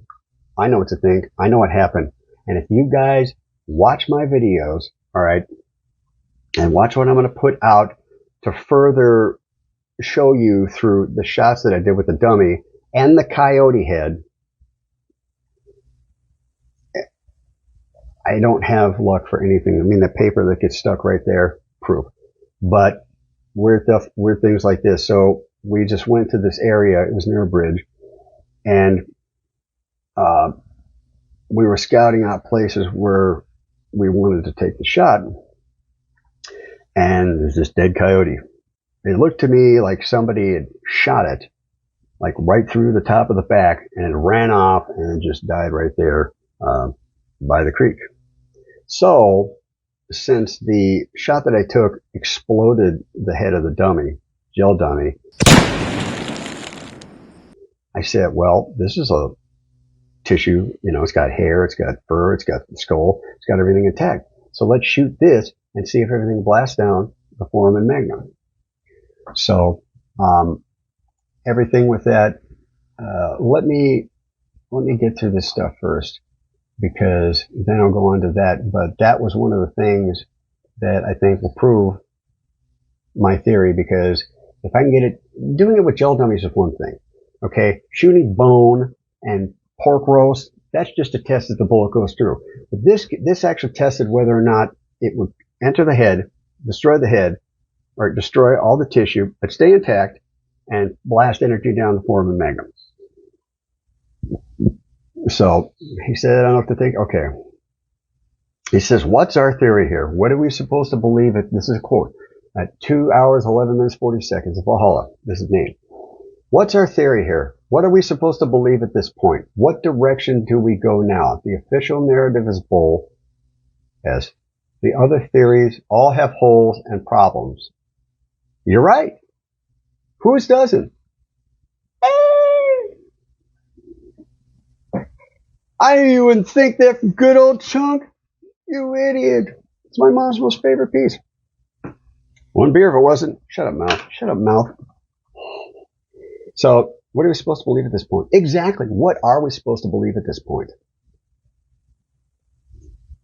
Because you guys are on this wild goose chase on all this other stuff when the answers are right here in front of you. But again, if you guys had all this, I wouldn't be doing these videos.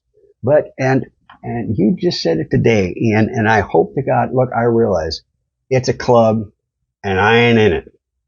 It's a big club, and you ain't in it. You are not in the big club. All right. Hopefully one day I'll be in the big club of all you sleuths, because this isn't my first rodeo. I'm not really at liberty to say other work that I've done at this current time, but maybe one day I'll tell you all about that. But yeah, this isn't my first rodeo. But the theory works. The theory absolutely works. Okay. All right. So entertain this theory, right? Because you've not been exposed to mine. You can't look at it just like that, which you don't know. Okay. Another thing, and I don't know if I've told the story before, but I'm going to tell it again. I'm going to tell it as best I can. So this is something that I can't remember. I was fairly young when I heard this. It's almost like a joke, and you can find it online, but I'll try to sum it up. So this guy, he is an engineer with the state, with the Department of Transportation. He's one of the head bigwigs, and he doesn't spend a lot of time with his son, so he tells his son, I'm going to take you fishing this weekend. It's like, I'm going to take off work and tell everybody that I'm gone, and we're going to go fishing, son. So they're about to leave, right? They're about to be on their way, and he gets a call. Hey, we got this semi stuck under a bridge. We need, it's like, can't you handle something? It's like, no, we really kind of need you. We don't need you for a long time. We just need, want to make sure, we get your okay to, fine. It's on our way to the lake. We'll go. So he gets there, and they're, what are we going to do? What are we going to do? Wasting time. The son's like, 12-year-old kid, like, hey, Dad, come on. Said you're going to take me fishing. He said we wouldn't work, blah, blah, blah, blah. So they decide, it's like, what are we going to do? We're going to drag it out. We're going to, take a torch and cut the truck. Are we going to, lift up the bridge? We're going to take out the bolts and lift up the bridge. And they're figuring out what the hell they're going to do, to get this truck out of here and to get traffic flowing and everything like that. And the kid says, Dad, son, I'm busy. Can't you see we've got a real problem here? Dad, son, I can't. Let me do this and we'll go fishing. He said, no, Dad, why don't you guys just let the air out of the tires? Now, when I heard that, I went, why did that not pop into my head? I'm a freaking genius. But, how many times do you forget to do things? You walk out, you forget your keys. You lock your keys in your car. It's somebody's birthday and you forget the gift. I remember one time, I think we were going to Florida to visit Papa. Anyway, so we pull out of the driveway, we head north, we head west. Literally, I grew up on the other side of my town, from 2 miles maybe from the airport, planes all the time. September 11th was really interesting because everything shut down. And I remember it was the Wednesday after I finally heard a plane. I'm like, oh wow, they're flying again. Anyway, so we don't even get 2 houses up on the block. My mom says, you got the tickets, right? Everybody in the car did that. Head south, pull back into the driveway, walk into the house to get the plane tickets. The one thing you absolutely need to get on a plane, don't need anything else, but you forgot the tickets. So you forget. I get it. You don't think of it, but this is why I had the theory. Because I'm just some dude out there going, look at the film. Like Dr. Richard Kimball in The Fugitive. Just look at the film. Just look at the film.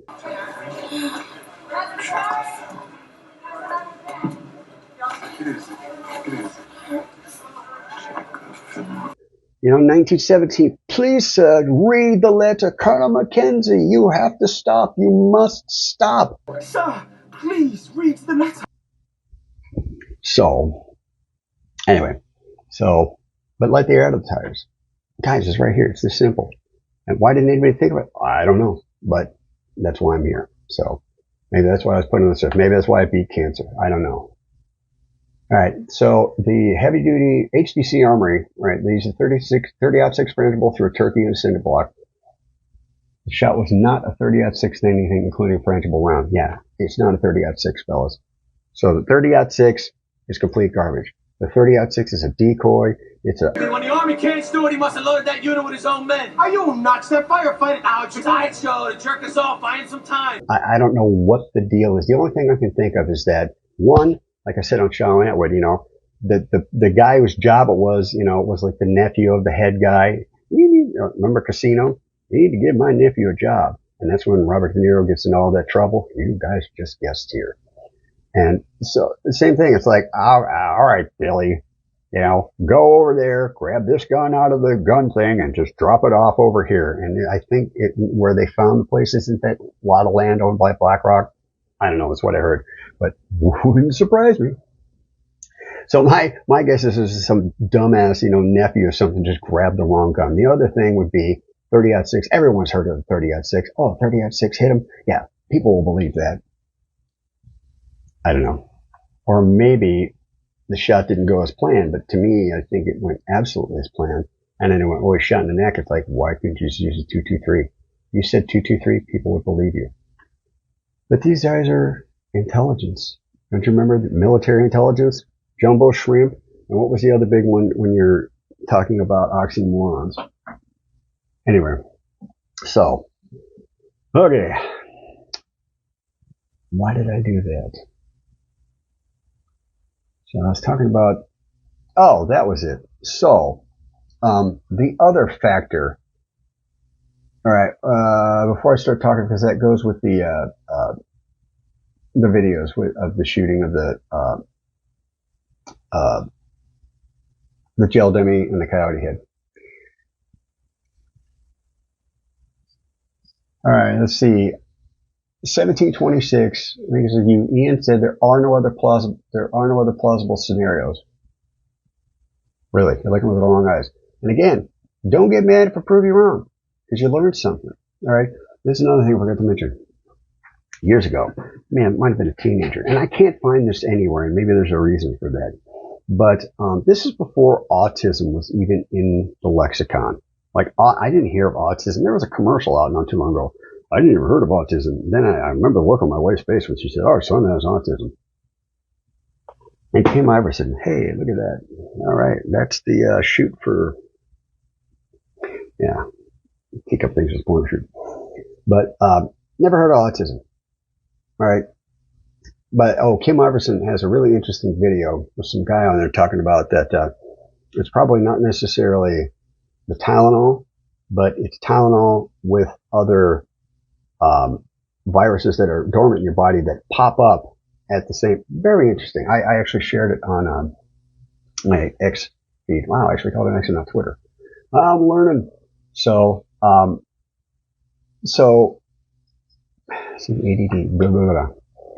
Sylvester Stallone, and you can tell when things were filmed and made. This looked like it was filmed like the 80s, right?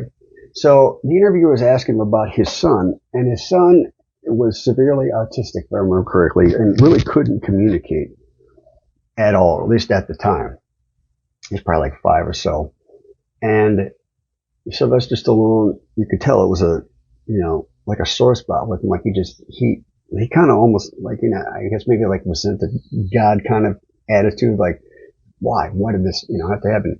And the interviewer said, well, that which doesn't kill you makes you stronger. He says, no, it doesn't. Not everything, not this. It makes you weaker. And then he said something very, very profound. And this, everybody needs to take into consideration. And I've told my niece this numerous times because she's one of those never raises her hand unless she absolutely knows the answer, does something where I was like, oh, I meant to do that, because I don't want to be wrong. I was like, don't be afraid to be wrong. Don't be stupid wrong. But he said, with everything in life, with every setback that you have, every negative thing that happens to you, generally, there's a lesson in it. Okay? Whether it's, trusting a boss, trusting a partner, whether it's, I decided to do a good deed and somehow wound up, being hated by everybody, even though I was doing a good deed, I baked somebody brownies and then they bit into it and they're allergic to walnuts and then they got into the hospital and almost, something like that. There's a lesson in it. Okay, well, make sure the person's, not allergic to walnuts if you're going to give them brownies with walnuts. But there's a lesson in it. He says, I can't communicate with my own son. I can't communicate with him at all. So it's not like we even have a father-son relationship. And I don't understand what the lesson is. What lesson am I to be learning from this? And he's right. Like, what is that lesson? You got a kid who's mentally retarded. That's what the term was back then. you got a kid who's mentally retarded, doesn't know their own name. I remember when I was in outside sales, I walked into this place that used to be owned by this guy, this old Marine, and he just said, yeah, I'm an old fighting buzz cut, dude, all smoking, and then the Hispanic couple had it. They must have bought it off him, or he retired, went on up, business, died. I don't know. I saw him, and then the next few months later I saw him, and she had a kid there that was, in a wheelchair, kind of like that, and, I remember thinking, God, I feel so bad for this woman, because she has got to take care of this kid, and sure, she loves him, but the kid, you could tell, just was at that level, couldn't communicate. What is the lesson in that? What is the lesson in that? I don't know. Some things maybe don't have lessons, but almost everything else does. Okay. So if I say to you, your theory's garbage, he was shot from here, watch my video, I'll basically prove it. Just like in a court of law, especially you, Baron. Just like in a court of law, and you go, oh my God, how did I miss this? But I guarantee you that'll stick in your head. Because almost everything, I'll tell you at a different time what my most embarrassing moment was. Okay. But yeah, it's not fun, especially if you got people watching and you're like, how could you possibly have done that? I won't say, it's not like, I got drunk and, took a dump in my underwear and then threw it at the boss or something. No. It was not that embarrassing, but yeah, it was embarrassing enough to where I will never do that again. My brother told me a story when he was, 8 years old, and he went up to the local pharmacy to buy some candy, and he got out his wallet and he got the $1 down, and it's like, well, it's $1.05 with tax. And he reaches into his sock and pulled out a nickel, because he had the nickel in his sock. He kept his change in his sock. And everyone went, oh, gross, kid, gross. And he's like, you're a kid, you're 8 years old. I was like, well, it's just a sock. You don't think about dirt. And then he handed, the guy's like, wiping it off, and thanks, kid. He's like, that was so embarrassing. I never did that again. He got one of those Velcro wallets with a spot in there for change. So, but things like that, you learn the lesson. So don't feel bad that you didn't figure this out. It's fine and dandy. But we need to work together on this again. So who's in this pentaverate? You got the law. Paul's got the military experience. Turkish Brown's got the guns. Candace has got the connections. Who's the other one? I'm Colonel Sanders before he went tits up. Oh, was finance. Got finance. So don't feel bad. All right. So let's see what we got. Oh no, like a girl was. You're looking with the wrong eyes, like a girl says she likes you. She's just a friend. Was I drunk when I wrote this? I don't drink. All right. In 1950, the rifle was planted, but if they know the round they're using won't be intact to ballistically compare, then they'll just pick any Joe Schmo rifle. Okay. So the other factor of the 30-06 was that you could pick any rifle, because if they shoot with, say, an exploding round, because as you'll see with the 22-250, that's what I was going to explain. See right here? Basically, that right there, that itty bitty, wherever that little dome is, right? That itty bitty, it was less than that. It was absolutely flat. Here's the bullet from the soft point. Okay, now imagine this itty bitty thing, but flattened. I mean, absolutely flattened, like this stick of chapstick. The thing that you move, it was that flat. It was just destroyed. There's no way to compare it ballistically to anything, which again, in my other video, I said that's why the mob used 22s. They go, rattles around in the brain. Okay. Doesn't make a lot of noise, especially if you use a revolver. You keep your breath so you can't ballistically, check the firing pin. All right. It bounces around and basically just shreds the bullet.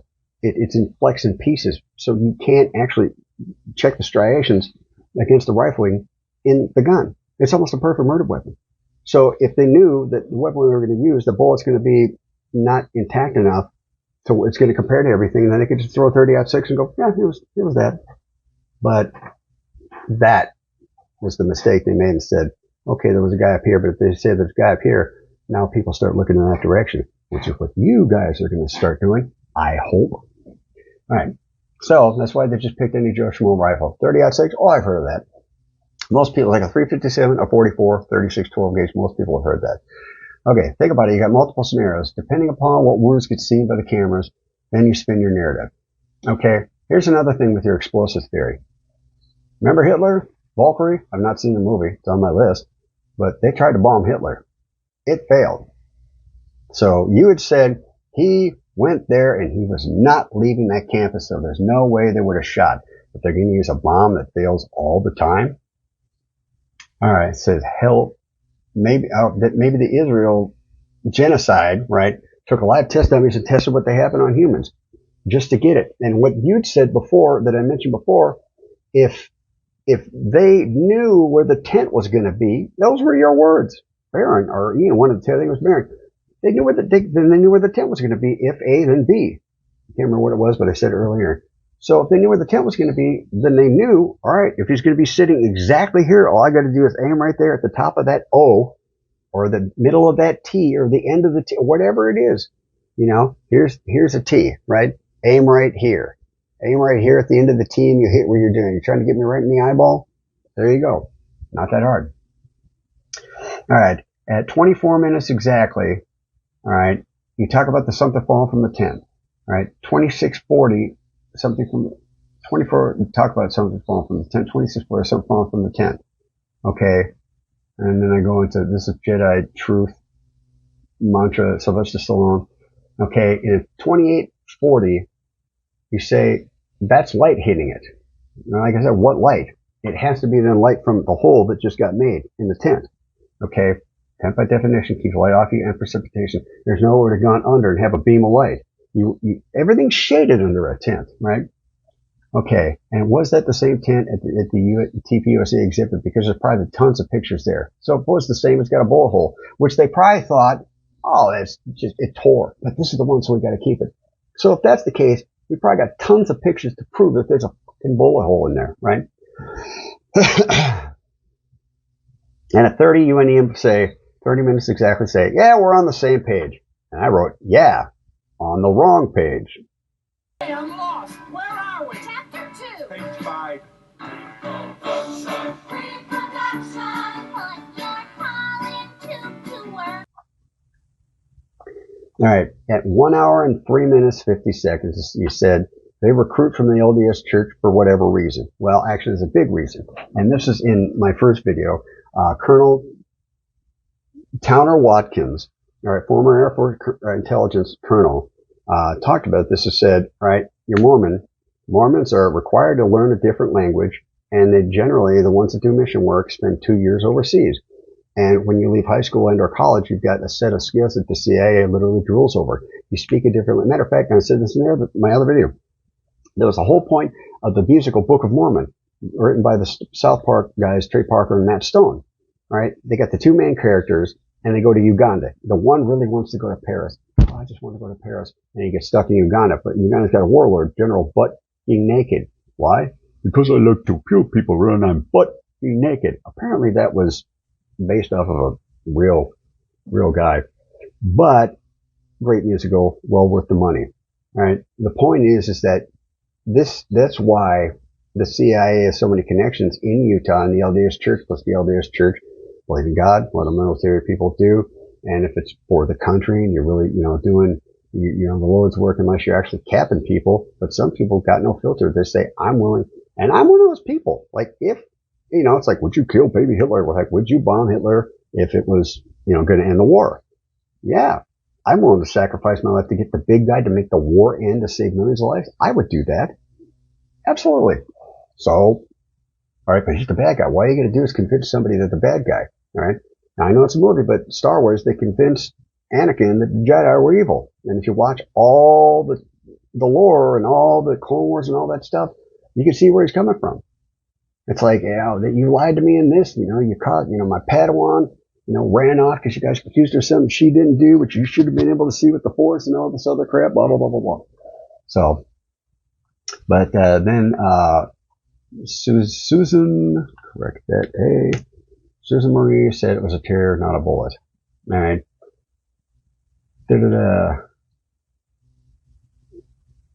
At big events, CK was likely wearing body armor. They wouldn't use a frangible.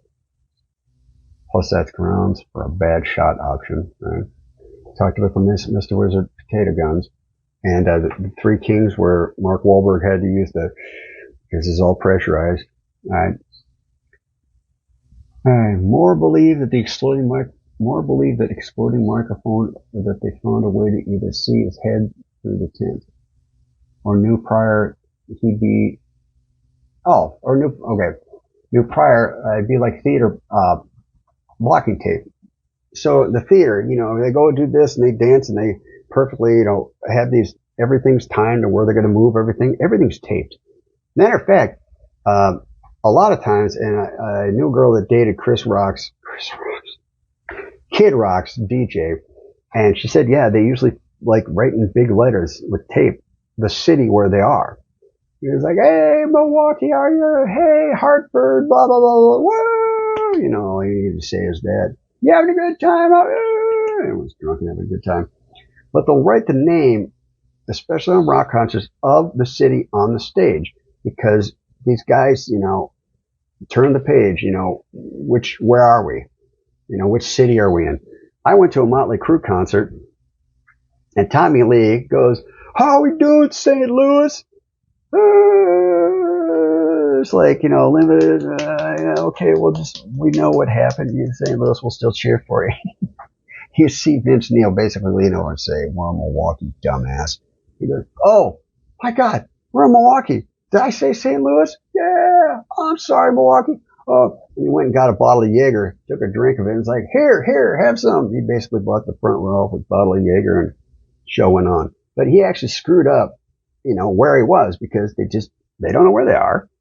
They just see stages. They go from the hotel to the bus, maybe see some sights, but they don't know. So, same thing. If you knew where that tent was going to be and you knew where it was going to be sitting, either you had some technology. Now here's another thing, is that the people that talk about that laser that came from the trunk, well, they actually have, and there was a movie with this too, where somebody sits like a mile away and uses almost like a laser bazooka and click and holds the laser onto the target. And as far as I know, even in the Gulf War, the first Gulf War, you saw these smart bombs being dropped by stealth bombers, right? So the laser and the bomb hones in on the laser, and wherever that laser is, that bomb goes to.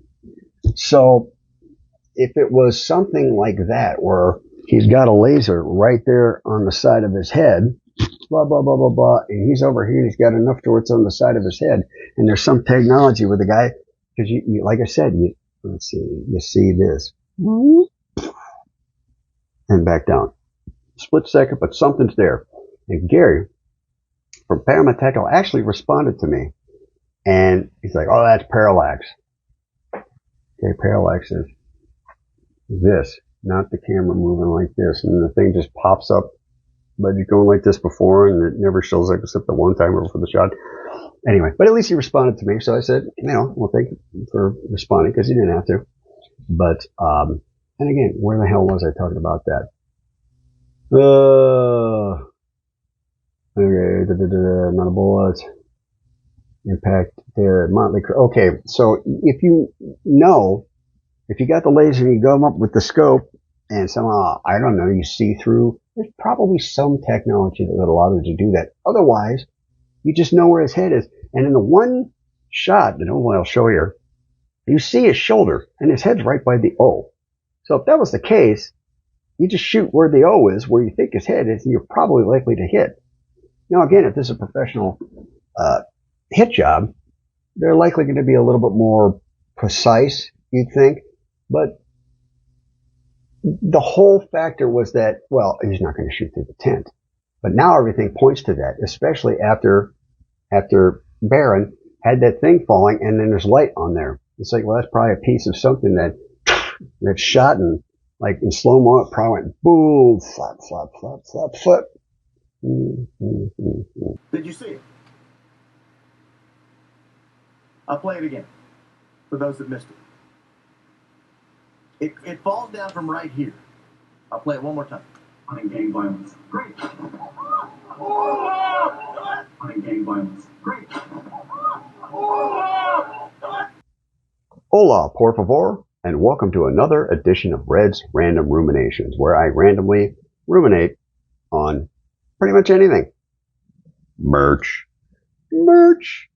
I got merch. You want merch? Go to redsrandom.com, and that's RANDUMB, in case you are a DUMBASS and can't figure that part out, because that's how I got all the other handles to match. But, yeah, so this is the addendum to the third video, and there's going to be another one. I came in here to say a couple of things, but I still have to do a bunch of editing in order to get this out there. But it's going to be worth it, because the information that's provided here will pretty much solidify everything you need to know about this case. So we can pretty much stop arguing, stop talking about idiotic things like exploding microphones. Okay.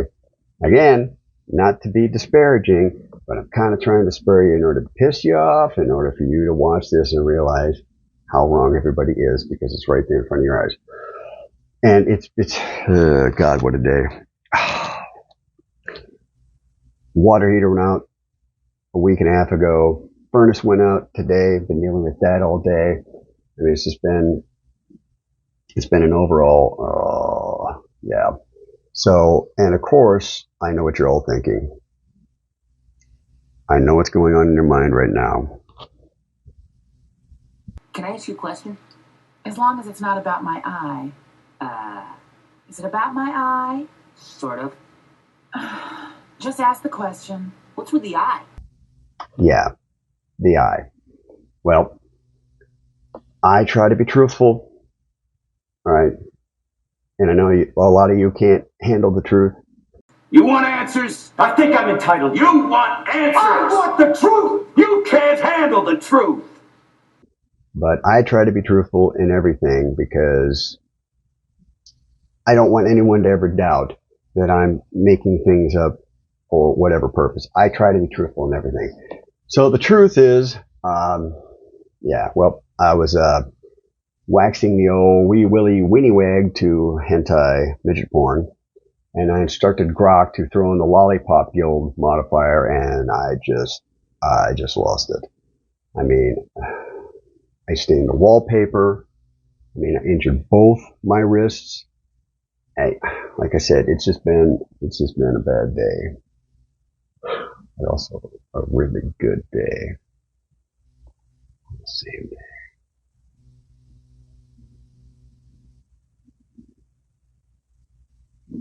Yeah, sorry, I couldn't not with the eye thing. I'm like, okay, I have to do something with this. And I won't tell you how many takes it took, all right, for me to do that without breaking character, but it was a lot. A lot. Like a lot. Anyway, okay. There's a couple things I want to say here. I want to add to this video before I get into the rest of the test videos I shot of different things that I shot. But I have to stop listening to you guys for a couple of days to get this done. I have to get this video out. I'll be doing the last segment tomorrow. We're getting the ballistics video that I made, the things that I shot. I still have to get one key piece of paperwork done for my run for office here. All right, aside from the furnace going out and it being freezing and everything. All right, and then I can put everything in order. All right, then shoot my video explaining everything, then edit that in the editing software, and then finally render the footage to a single video for all of you to absorb.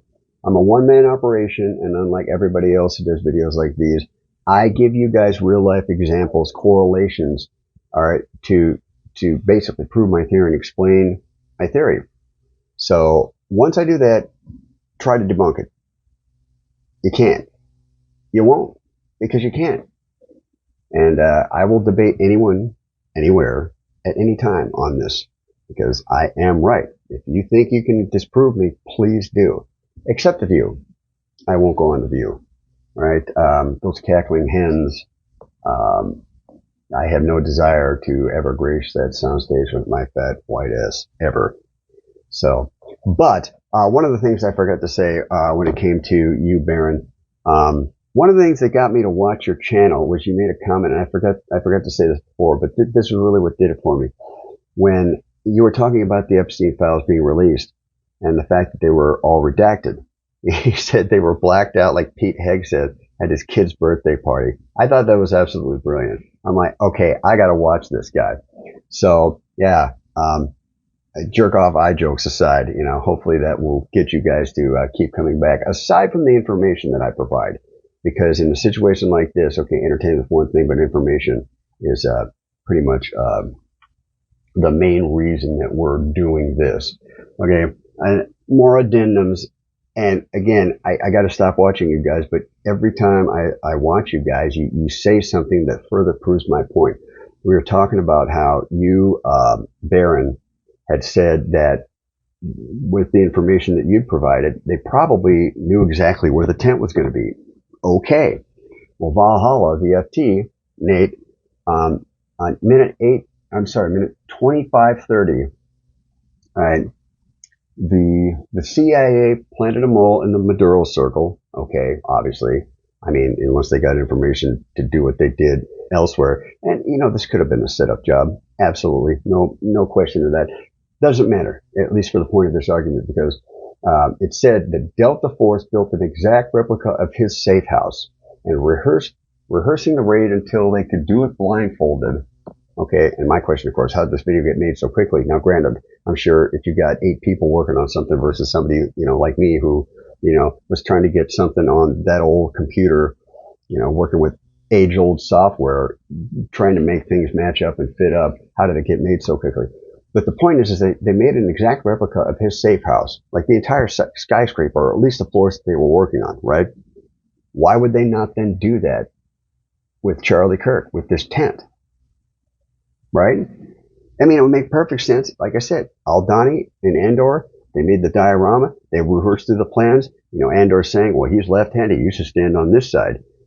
March in order, blah, blah, blah. Just going through those little things, those little details, just like a play or a show, a concert, where you block everything off. Better Call Saul. They did the heist of the department store and they measured everything out, and they just, 3 shirts, blah, blah, blah, blah, blah. 4 of this, but it's almost like the 12 days of Christmas, right?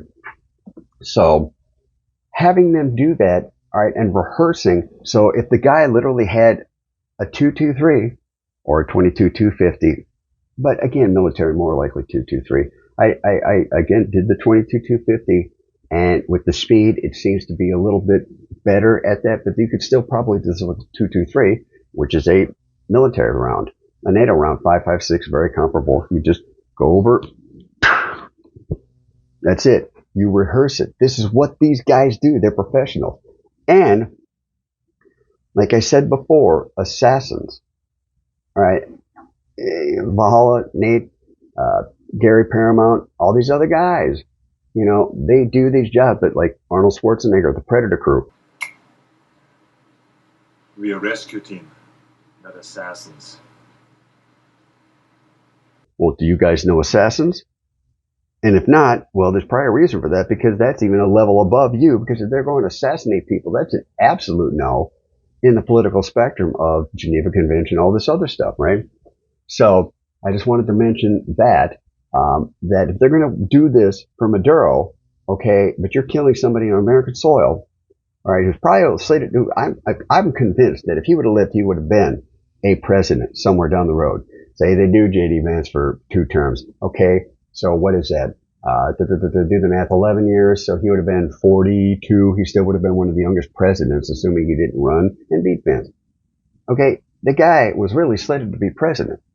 So the other factor was, or the other one was at minute 8 and 10 on, I don't know if it was the same one or if it was a different one, but Valhalla, Nate, at minute 8 minutes, 10 seconds, Delta Force mapped out the tank structure and built a mock version of it in Kentucky or maybe Kansas. That's what he said, Kentucky or maybe Kansas.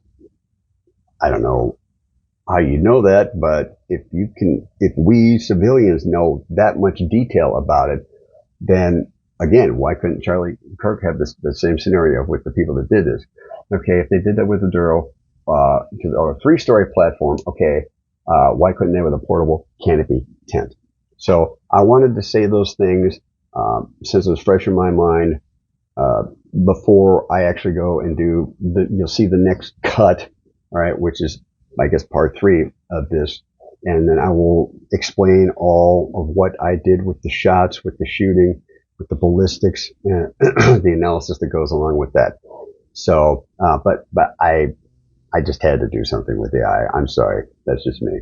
So hopefully that, put a little smile on your face. You had a better day than I did, freezing my ass off with the furnace out. January in Wisconsin is not really a comfortable place. I could get run up the road one time. The timing belt stopped. Once that engine stops, that car gets really, really cold. And of course, it was the one day that I didn't wear the appropriate footwear. Anyway, that's a story for another time. But on to the next one, and we'll get you guys understanding better what my ballistics test entailed to further prove that this shot was what happened. So, cut. Hola, por favor. Once again, welcome to another edition of Red's Random Ruminations. I'm Red, if you hadn't figured that out, and merch. And if you go to redsrandom.com, which is actually on here, QR code, RANDUMB, just like it's below, in case you are DUMB and can't figure that out. If you want merch, it'll bring you to gifts.com.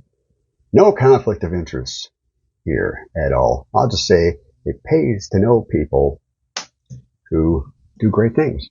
Anyway, and of course, right as I say that, my seat cushion slips on my fat ass. Okay. Well, every time. It just did this. I was complaining about it before. You got your chair, and it's got like 5 legs on it. And instead of, going like this, sliding in so you can actually slide in, no, it always manages to hit whatever the hell it is here. I need to move this frickin' drum set. Yes, I'm also a musician. Another story. Anyway, so this is whatever, volume 3, part 3 of volume 3. And of course, I know what you're thinking. This guy's got merch. He's got 3 videos out. Yes, thus far. He's got 3 videos out. He's got merch. Like I said, pays to know people. So if you guys want that, hey, we also do custom anything. Blankets, hats, clothing, pens, pencils, shot glasses, whatever you want. So just go to that website and contact, and we'll be sure to set you up. Okay, so again, volume 3, part 3 of volume 3, whatever. So I guess to recap, and I can't even remember what I said, because like I said, everything's just hectic. And of course, apparently it's 53 degrees today. I went out to get the mail. I'm like, wow, it's kind of warm. I'm like, maybe it's the sun. Apparently it's 53 here in Wisconsin. And next Monday, 13 with a low of 5. I just spent all day doing stuff outside. Furnace went out. Thermostat for the furnace went out. Water heater went out. My fridge line froze. Just nonstop dealing with everything. You got to clean my bird cages. All this other crap. Anyway, so I guess to recap, we've been talking about the Charlie Kirk case, all right? And I've been watching a lot of Baron Coleman. Again, love you, but bone to pick. Hopefully get you pissed off at me enough to where you watch all my videos and understand you're exploding my theory is complete garbage. So I'm listening to it today, or whatever, January 12th. Okay. You had said, see, this is my writing. I can't even read my own grocery list. I get the same thing all the time, and I go, what the hell does that say? And then I get home, and open it, oh, HP sauce, okay, which is a malted British sauce. Quite good. Not many British foods are good, all right? Like, So I Married an Axe Murderer. He was ordering haggis from Nancy Travis, the butcher. She said, you eat this? He said, no, I find it revolting. In fact, I'm convinced that all Scottish cuisine is based on a dare. English cuisine, yeah, pretty much the same thing. Anyway, let's see. They conceded the fact that there was a shot. And of course, you're on the microphone thing, but maybe they know what I do. And I'm trying to put out there. But he was definitely shot. All right. And if you watch the videos, it explain. This is the continuous, the furtherization of that. Okay. Now, granted, the DA could be in on this. This whole thing with the intelligence agencies and the DA. And like I said, I ran for state senate. I've been involved in politics. Matter of fact, I got on the ballot for a local election, which is another thing that I was dealing with that had to be done in a certain time frame. This is a month in the making. All right. I started making these videos a long time ago, technically back in November and early December. All right. But, I can't really say, okay, it sounds like Tyler and Lance's text. You're correct. That whole, the conversation, that you were talking about, and it does sound like not 18-year-olds. It doesn't sound like 18, because 18-year-olds, you're right, they do not use punctuation. It drives me nuts.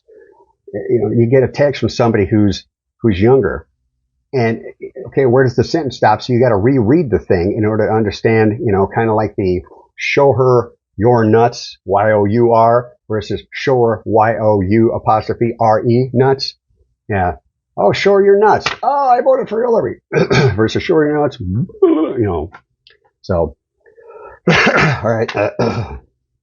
They're probably written by the same people. Or the people that are looking at that not really are idiots. The DA's idiots. Could be. Because you get involved in politics, all right, you realize a lot of people are just stupid. Now, again, I didn't realize how smart I was until, and you know, it came about slowly. Why am I always the one who is the ASH, A-S-C-H, the ASH conformity experiments that they did with the line? You know, I'm always like, no, B is longer. And then finally, you know, I'd concede to the group because I'm like, well, if everyone else is seeing this, maybe I'm seeing it wrong. And it turns out that as time went by, I was right. And I was thinking about this the other day. Probably it's in one of your podcasts, Mr. Barron. You say you got a high IQ outfit. I think I messed up and said a high IQ production, which would be a hiccup. Versus maybe I should copyright that. But Aaron Clare's book, The Curse of the High IQ, I read that. Even the way it was structured. Bigger text, paragraphs, instead of these big long paragraphs, put into blocks, easy to read, chapters. And I read that and went, oh my God. That's been what happened to me the whole time, whether it's, we'll get into that. That's a different story. But, yeah, you realize how dumb a lot of people are in high places, including doctors. COVID proved that. I mean, dealing with doctors won't get into that. Let's focus here on, all right, so I've got my notes, all right, that I can't read, made pages and pages of notes. All right, that's going to be for the other part 2 that I made, so I got to interject little things in there. So it's going to be a hell of a thing to edit. So I've just wasted 7 minutes of your guys' time. Okay. So, the first thing I'm going to address is the shot that, I took on the gel dummy. Again, I spent money that I didn't have. I dug into my savings to get this thing, to do this experiment. Now, I wanted to do it at a 31-degree angle, and just like Race Day Bro, I had issues with that because that's really, really high. That's really, really high comparatively. But as we'll go on, you'll start to see that this is really, really what happened.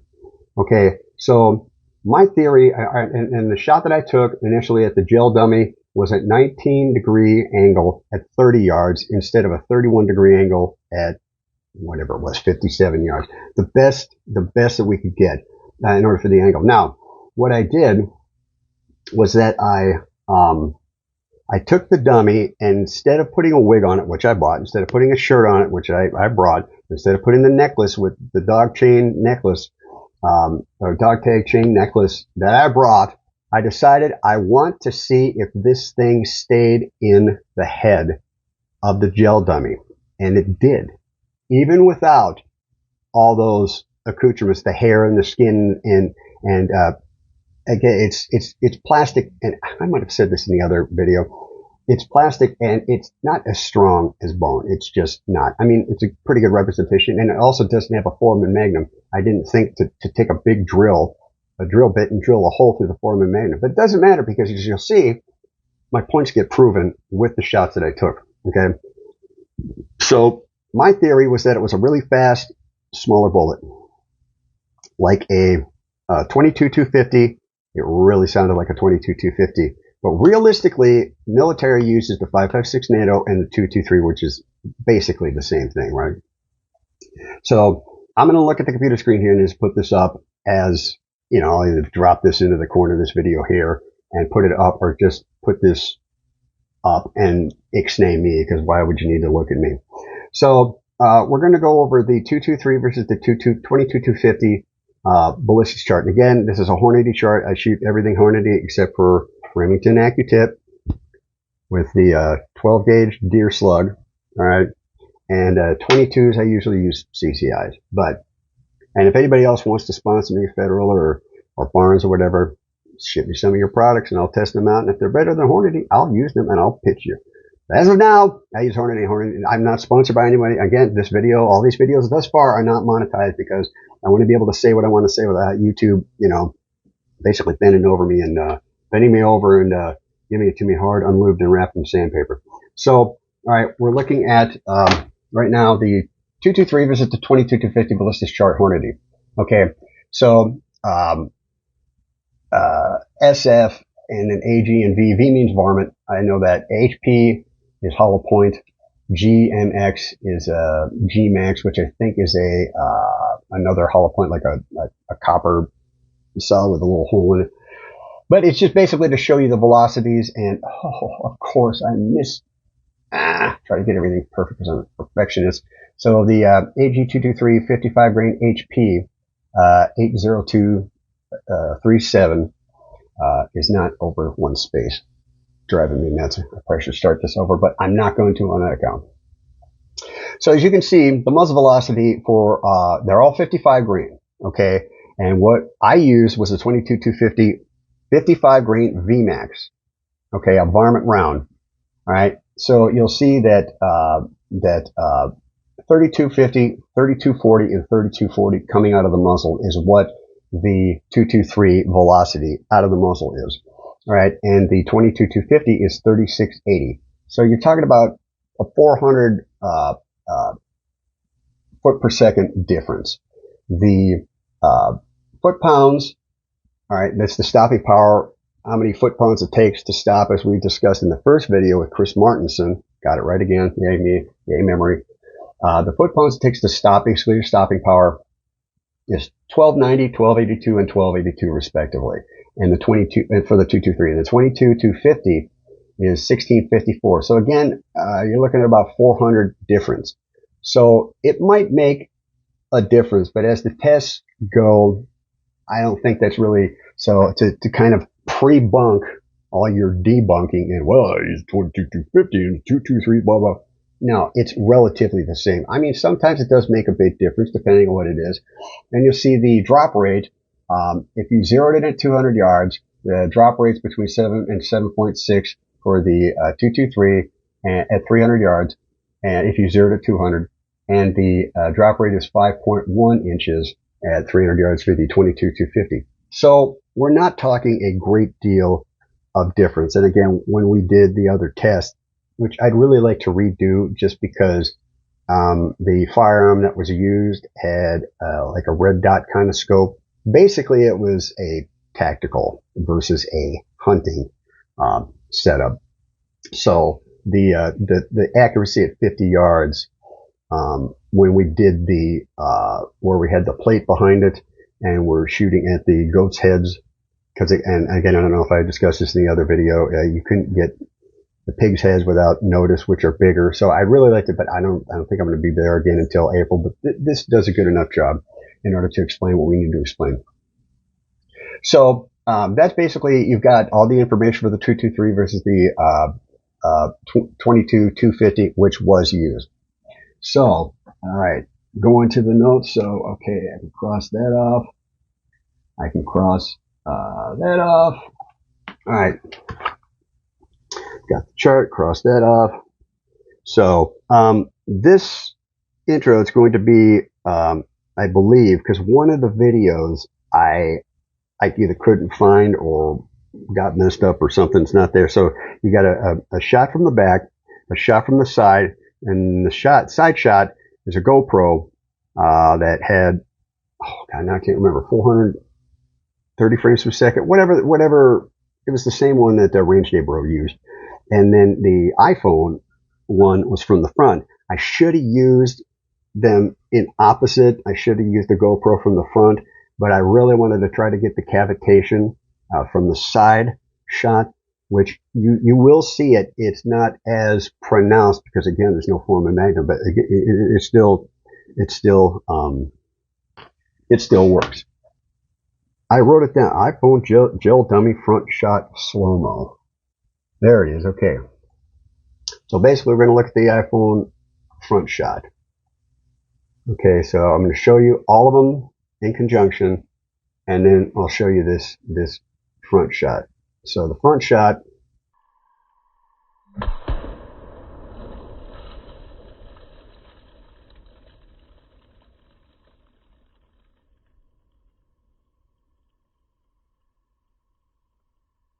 and you can see all the stuff plopping down, fading away, blood everywhere, exploding.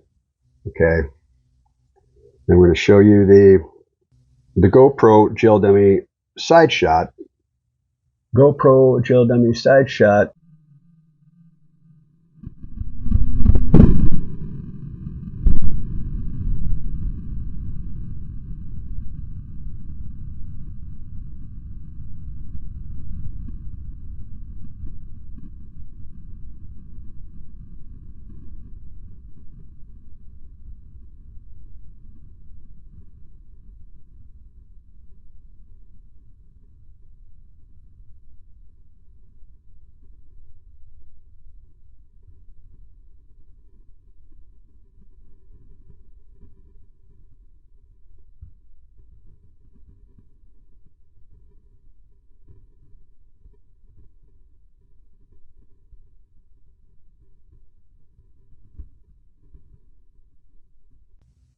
It's a lot of damage. So all that damage though, the bullet stayed in, and it was right here. And you'll actually see that bullet later on. It's flattened. Like I said, this itty bitty part right here, that little curve, that's about the size of it. Okay, and again, the other one that we tested with the goat's head, that's all that was left of it. So, and then there's also a side close-up of this. We'll play.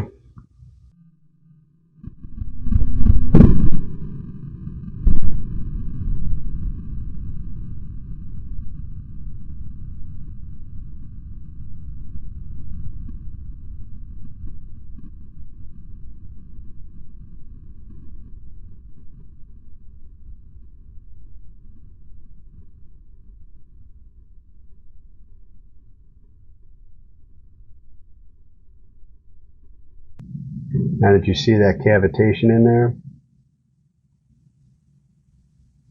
Again, blood everywhere. Head goes like this to the left, almost like JFK.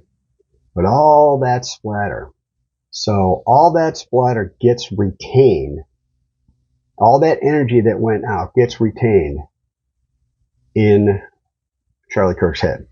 And the human skull is a lot stronger than the coyote head. Like in the coyote, it was 50, maybe even 30 feet from where it just happenstance. So the coyote head really shows what would happen. And not to say that I'm happy that I wasted $300 on this dummy, but because if I would have known the coyote head was there, I wouldn't have needed this. But it does. There are things I'll show you here that prove that all the energy stayed in his head and went down the foramen magnum, which is what caused the cavitation that I described in my first video. So GoPro to tell where the ball was in. Okay, so I did that. Why did I put the cap back on? Wow. Hey, dumbass. All right. I don't know what that is. Got the slow-mo, got the slow-mo. Oh, the front shot slow-mo. Okay, so iPhone gel dummy front shot. iPhone gel dummy front shot slow-mo. Did I show that? I can't open this because, so it'll open in the editing software, but it won't let me open it here, even though it's an iPhone and it's a Mac. Well, we changed it's an older Mac. So I used to be Mac all the way.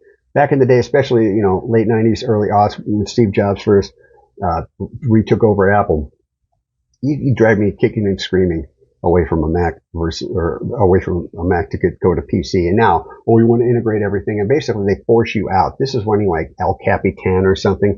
Oh, well, we use a different kind of file format now because it makes it better by this much.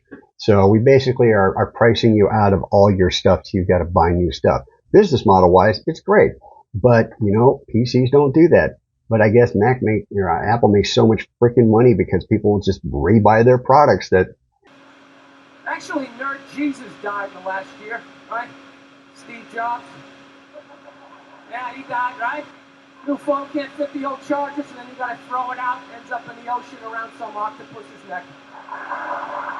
Do you realize how much sea life is ecstatic that man is no longer walking the earth? Whatever. But you can see cavitation in the slow-mo front shot. So, okay, got that. Tell where the bullet was. All right. Now, pictures. Show bullet flattened. Oh, okay, there we go. Oh, so we go back to the pics. You see a 22-250 flattened bullet. So this is the Big Game Hunting blog. So credit them. But you'll see how flat that bullet is. And that's exactly what happened to this bullet.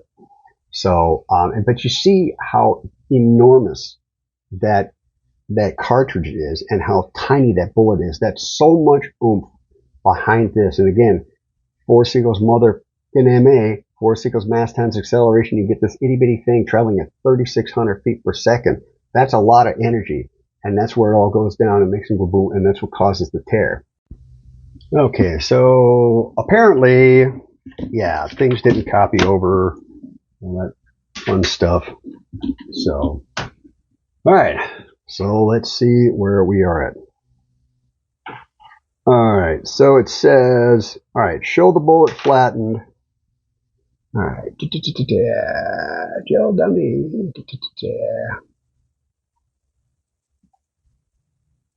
Gel dummy 22-250.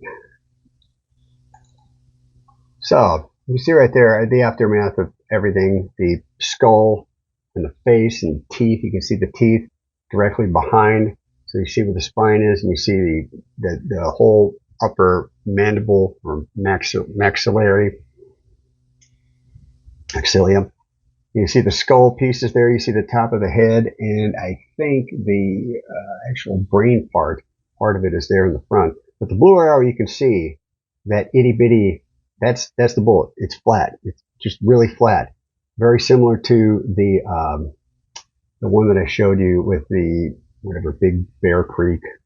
And then I got a close up here of that same thing. So there's the bullet.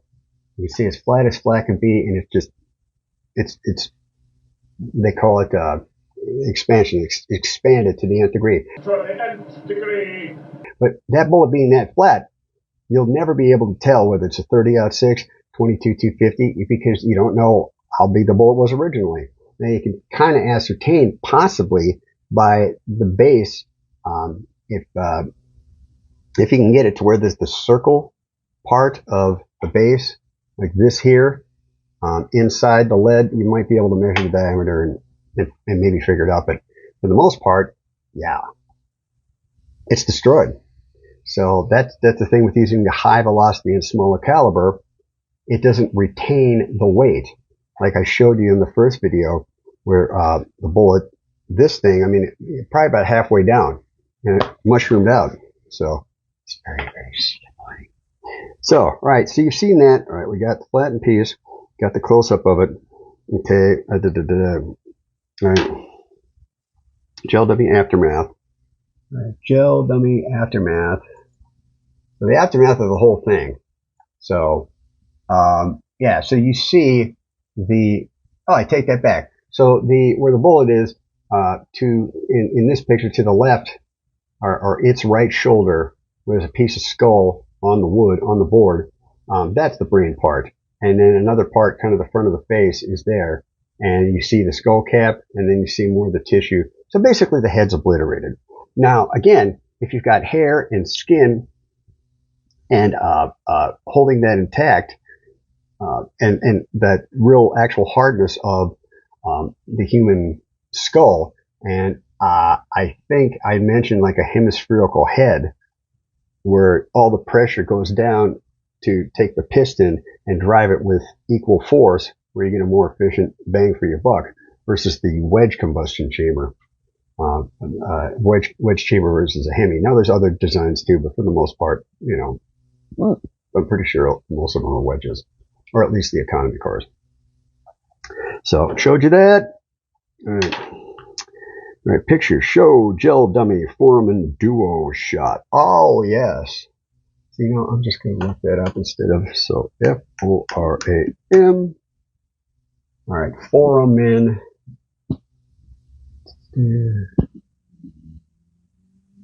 Foramen duo shot. There we go. Because there's no JPEG? Really? All right. Oh, either way. All right. So in this shot, now I'm going to break it down. Oh, here comes the hammer. I play MC Hammer in the background, but I think I get sued. Anyway, Hammer's still alive, or did he die? I don't know. Don't care. Okay, so in this shot, you see the back picture, all right, with the skull,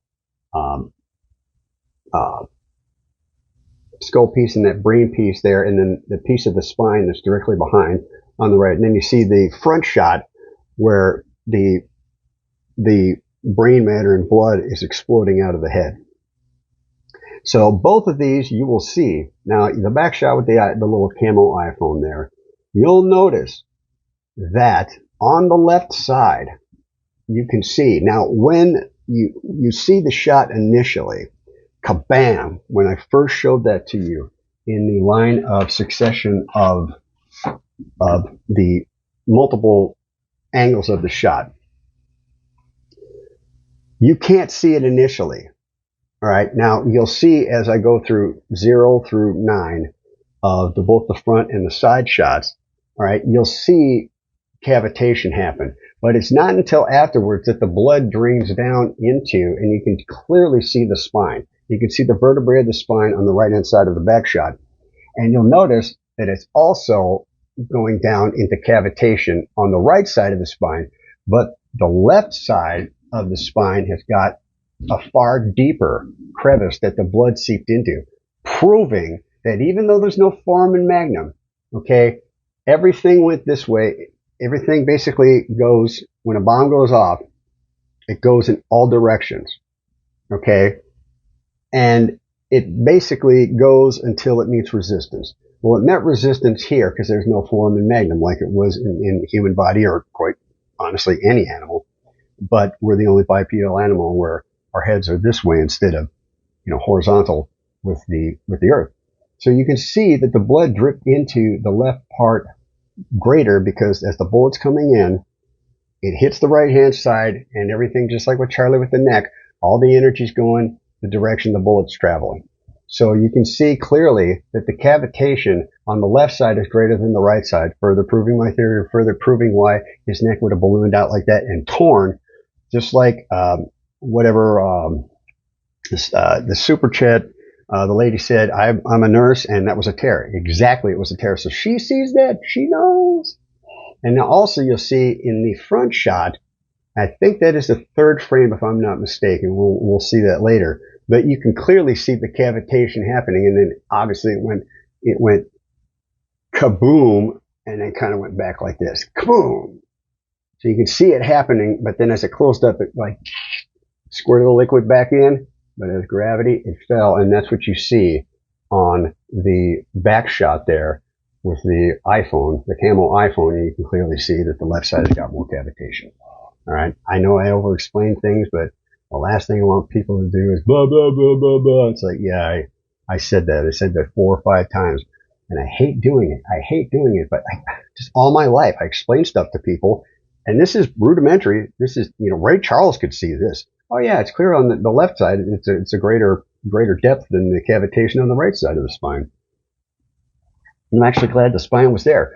So, like I said, I'm kind of disappointed at, the skull with no hair and everything exploding instead of keeping everything down and with no foramen magnum.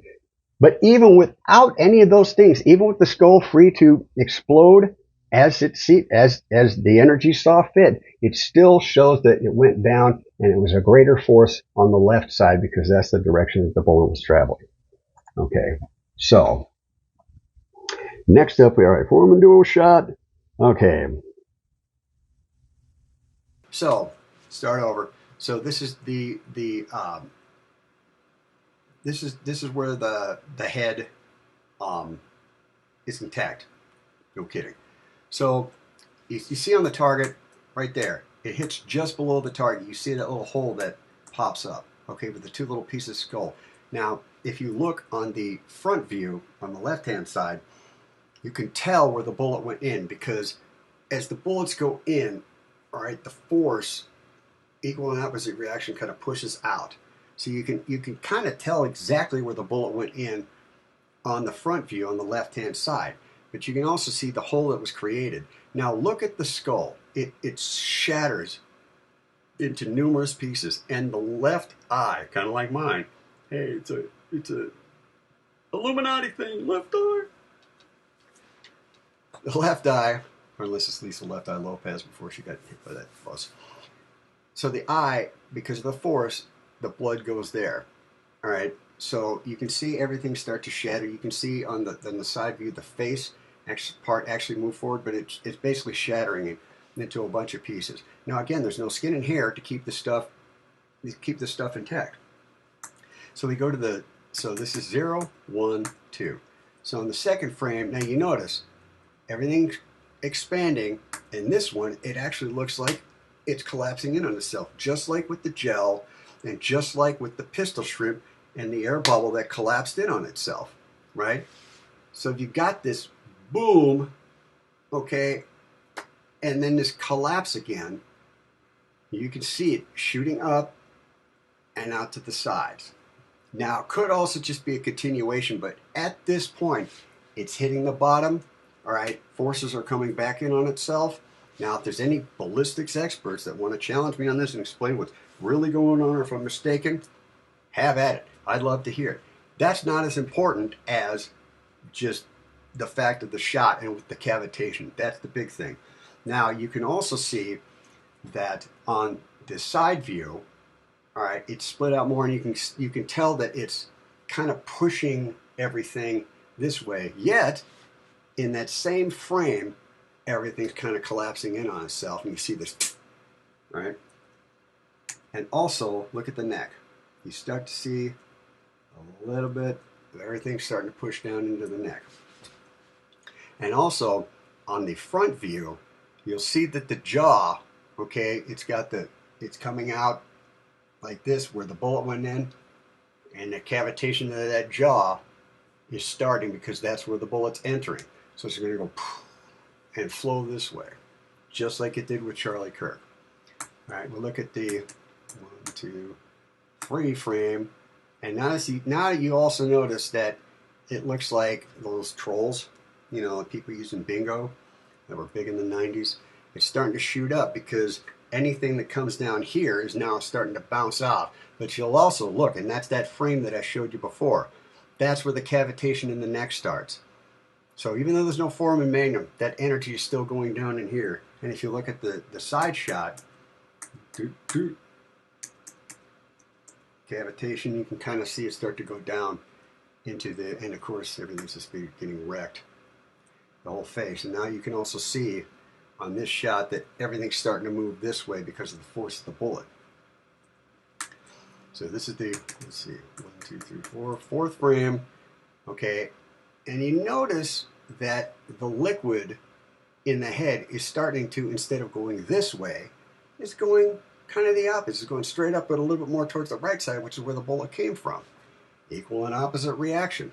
So it's meeting resistance, but also there's that collapse of the initial, right, as I'm dinging my table here, and you see the face on the side shot is even leaning this way, like both shots, but really on the side shot leaning this way. But again, 1, 2, 3, 4, Look at that cavitation. You can see it move throughout the body, right? 2, 3, 4. Okay. 5, you see everything starting to break apart. You see the face somehow stayed intact, and it stayed intact up until the jaw. But if you let it go, it just stuff drips down, and actually just literally kind of fell apart. So when I was digging in for the bullet, that wound up staying in the skull, right there, and you saw it, the picture of it that I put on the board. So the bullet stays in the skull, which is the important part, which means there's no pass-through. Now, if that round were a full metal jacket round, I almost guarantee there'd be a pass-through. Although, when we shot through the goat's head, okay, that little white block here, basically just to keep everything steady. There's also one in the back. The white block, it hit that white block and did stop. But that's technically the thickness of skull or human bone. But it still went through and then landed right in the gel, and that's where you got this. So, but where are we? 1, 2, 3, 4, 5, 6. All right, and where is the direction of all the blood going? Technically towards, it's all splashing against where the bullet's coming from. So there's that equal and opposite reaction. And then 1, 2, 3, 4, 5, 6. You can see that cavitation between 5 and 6 in the neck on the side shot. All right, you can also start. Look at the front. Look at the cavitation. Boop, boop. Okay, 1, 2, 3, 4, 5, 6, 7. And now everything's starting to just shatter. But you'll still notice that the right-hand side where the bullet came from, that's where the majority of the blood is. So there's equal and opposite reactions happening. Then you'll also see that the right shoulder is kind of coming up off the ground. So then this is 8, and that's 9. But you'll see there's the cavitation, frame 3, I think. 1, 2, 3. A little bit still, but everything's starting to come back up. But that is what you saw. Skull fragments flying everywhere. Look at the cavitation. So, stop this record. So we got that. So I think that for the most part finishes what needs to be shown on this gel dummy.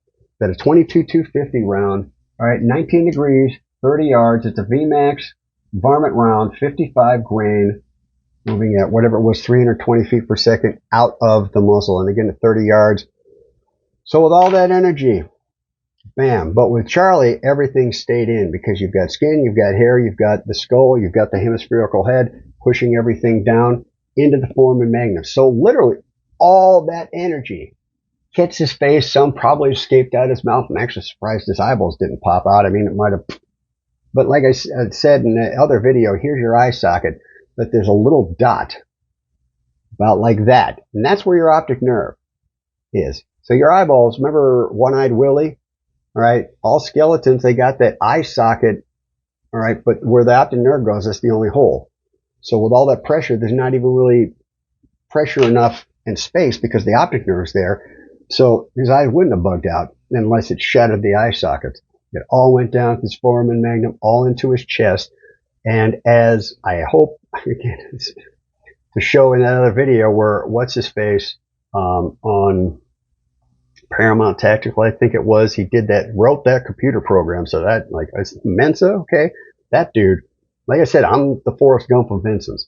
All right, plenty of people in Mensa way smarter than I am. That dude wrote a computer program, but then again, it's also a skill. So there's talent in the skill. So I think I wouldn't know how to build, like right there. See that thing? It's just a piece of wood on my desk, and I took brackets. Maybe you can't do that, but you could do the coding.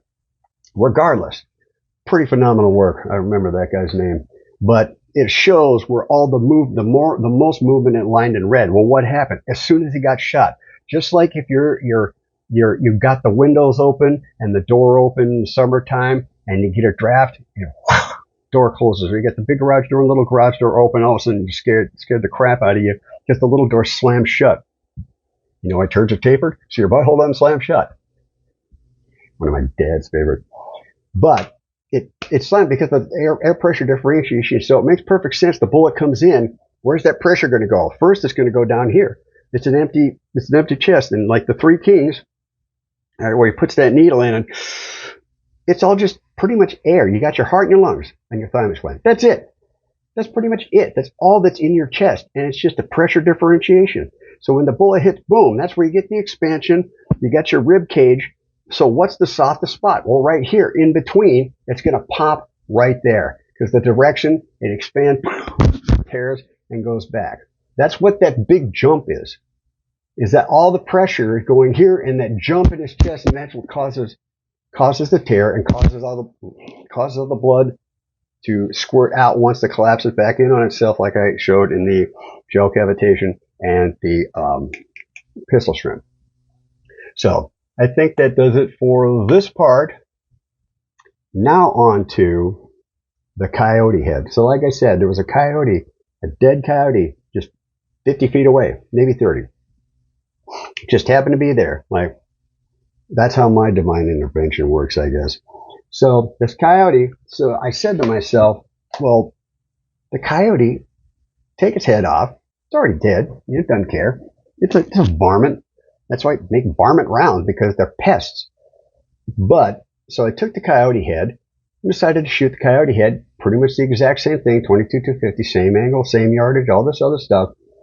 And the coyote head stayed intact, and there was no exit wound.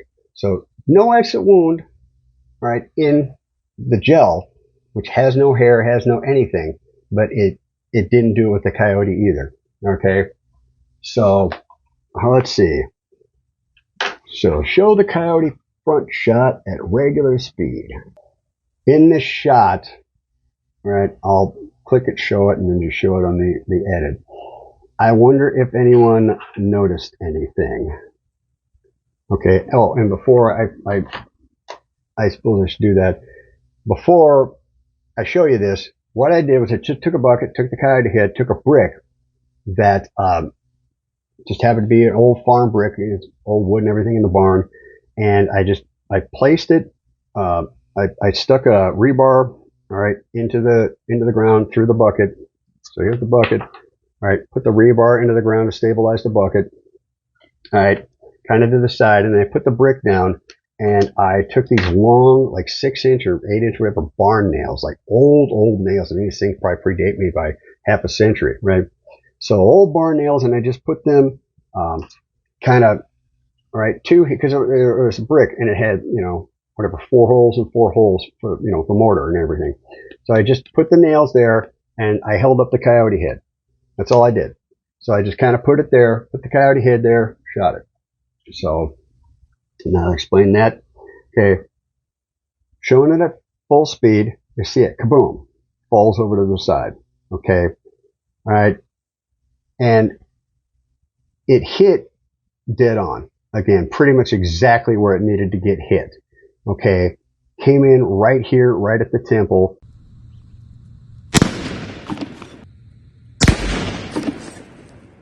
The front shot slow-mo. All right, here's the slow-mo.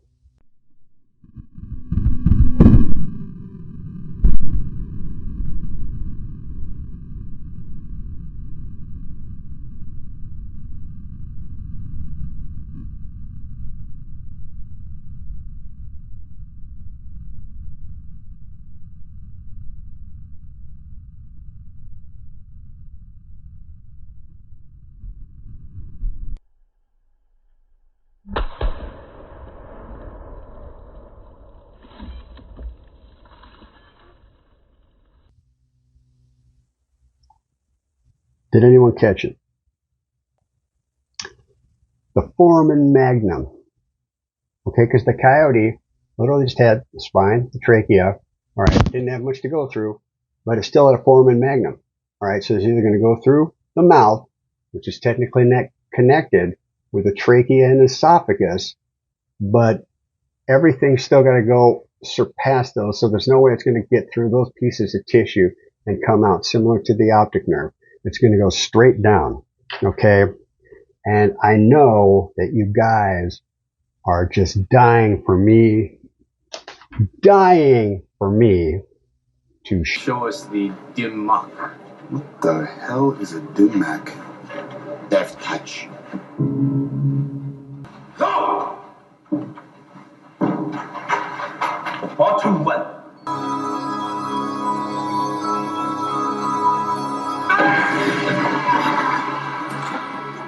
So now that you saw the debunk, now the idea behind the debunk and the martial arts thing, and these guys, Bruce Lee had the 1-inch punch and whatnot. So the idea behind that is that you got the series of bricks, okay?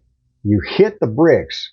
Now, the first one, the top one's going to take the most damage, second, third, fourth, and so on. All right, so it's going to go crack, crack, crack, and maybe crack down there. The idea behind that is you can channel so much energy, just like the Hadouken, right, from the other videos, that you channel all the energy through the bricks and destroy that one. I don't know, maybe somebody's actually done it, but I'm sure it's more Hollywood than anything. But the point I showed that for was to show you the energy going down the foramen magnum, and instead of having a chest to expand or any gel to expand, it breaks that brick, just like the debunk. So watch it again.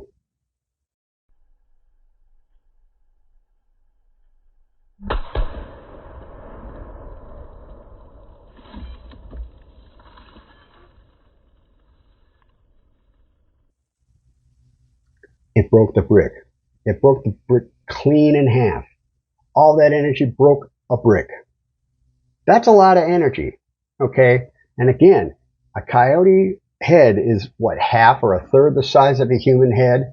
So all that energy went down and broke that brick. Further proving, not just the gel, not just what we see for Charlie Kirk's video of the expansion and contraction going there. We've got another completely different animal with skin and hair and skull, and the energy's got nowhere to go, and it went straight down the foramen magnum. The exact same round, stayed in the skull with the gel, but blew it out because there was nowhere else for the energy. The energy's got to go somewhere. It's going to go to the path of least resistance, just like electricity, right? So it blew it out. So the brick breaks even in there. Guys, no exploding mic. You don't need any of this fancy garbage. All you need to understand is it got shot in the head. The energy went down. That's it. Proving it with what you see with Charlie Kirk. All right. Proving it with this gel dummy. It stays inside the skull. And I proved it with a coyote head that's much smaller, yet the skull remained intact. It didn't exit, and it went down the foramen magnum, all right, to where it broke a brick. All right. I didn't record it, but further in that scene, Donald Gibb, who played Ogre in Revenge of the Nerds, was there, and he said, you know, he tried to like bust the brick, and then he like, you know, dusted it off, and oh, see, it's still good. Make a stupid joke, and he goes, oh yeah, that's not impressive, and they go, oh yeah, and he cracks it over his head, and he puts it in the guy's hand and says, there you go, kind of prove that, oh, I got a hard noggin. So I should basically stop right there. If this doesn't convince you guys that this is what happened, then I don't know. I should not waste my breath. And so I'm going to do the same thing with that I did with the gel duo. So the interesting thing about this, and I didn't realize this until I started breaking it down, but here's 0. Here's where nothing is happening. So Mr. Wile E. Coyote, interestingly, has water on his mouth. I just noticed that. Maybe he was digging into something, someone got him. It looked to me like somebody shot him, and he either ran or they dumped him on the side of the road because the pelt was no good. But here, this is 0, this is 1. See that that very, very small difference? That's basically the bullet must have just entered, because you see the expansion just start. And of course, where does the expansion start? The side where the bullet is, and then moves just like all the other examples, okay? But this is 0, this is 1, this is frame 2. Obviously, a lot of damage. You can see everything just kind of caving in and moving out at the same time. The jaw opening up, but yet 1, 2, 3. We're at the 3rd frame. That brick is cracked. completely cracked all the way through. And you go further, more crack, and then that's it. That's all I got for that. But you see the skull stays intact, everything stays intact, the energy goes down the foramen magnum, all right, and right down the brick. All right, there's no exit wound. I got another video, it's the aftermath. I'll show you that just to show you that no exit wound. There's no exit wound on the left side of the Coyote's face. Everything went down. That broke the brick. Just like the debunking. Broke that brick. He was shot from the left, and there's no exit wound on the right. It had skin and hair, just like a human being, just like Charlie Kirk would have, and therefore the bullet did not exit. All the energy stayed there, and all the energy went down the foramen magnum. And you'll see in here, you see the nails that I used, right? Maybe there's 6 of them. But yeah, so let's see, 1, 2, 3. So there was 4 holes in the brick, all right? And those big bar nails held it up. But the brick cracked all the way through. All the way through. Absolutely all the way through. So, stop that. All right. All right, no exit wound, just like Charlie Kirk. All right, Charlie Kirk's skull is 2 to 3 times bigger. Okay, so, all right, no skin, no hair, foramen magnum. So, that ends with the Coyote and the gel dummy. All right, so now what I did was I took the gel dummy, what was left of it, all right, to show you guys the 7mm Remington Magnum. I think 1965 is when this came out in the 30-06. Obviously a 30 caliber, 06, 1906, 06. That's where it gets its name. You'll see side by side, and I put this all here for you, and I think everything else is straight. And for the 17 HMR, which is a bullet, the 15.5 grain, 150 foot-pounds at 100 yards, I can't remember. It's been, like I said, this has been a month. I have no idea why I put that there.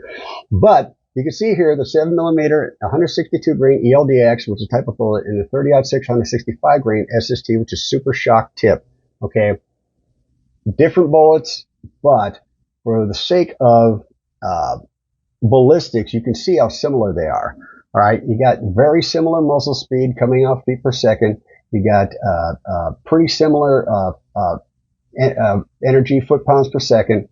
So you've got 2975 versus 2960 for the feet per second velocity. And then you've got 3183 versus 3210, respectively. And if you look at the difference at 150 yards, because I shot this thing with my 7mm Remington Magnum, Browning X-Bolt, love the thing. Now, I didn't hit where I wanted to hit it, but it kind of worked out regardless, because it does so much damage. You're looking at frangible rounds and all this other crap. You guys are wasting your time. Now, granted, I don't know if you guys just aren't getting this, or if you're doing this because you realize that, you know, if you solve the case, there's no content, you know. Like Chris Rock said, you know, there's no money in the cure. They could probably cure cancer, but there's no money in the cure. The money's in the comeback. Even the drug dealer knows the first hit's free, right? So if you look at the feet per second difference, if you just take 100 yards, 200 yards, add them together, all right, divide by 2, get your difference.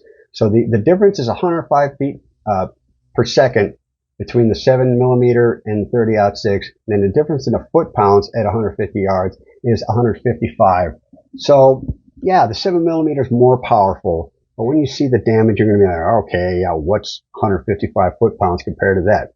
So, but that's actually the reason I went with the 7mm over the 30-06, because at the time, when I got it, you couldn't find ammo, all right? And at least the ammo that I used. And if I'd have gotten a 30-06, 30-06 is everywhere.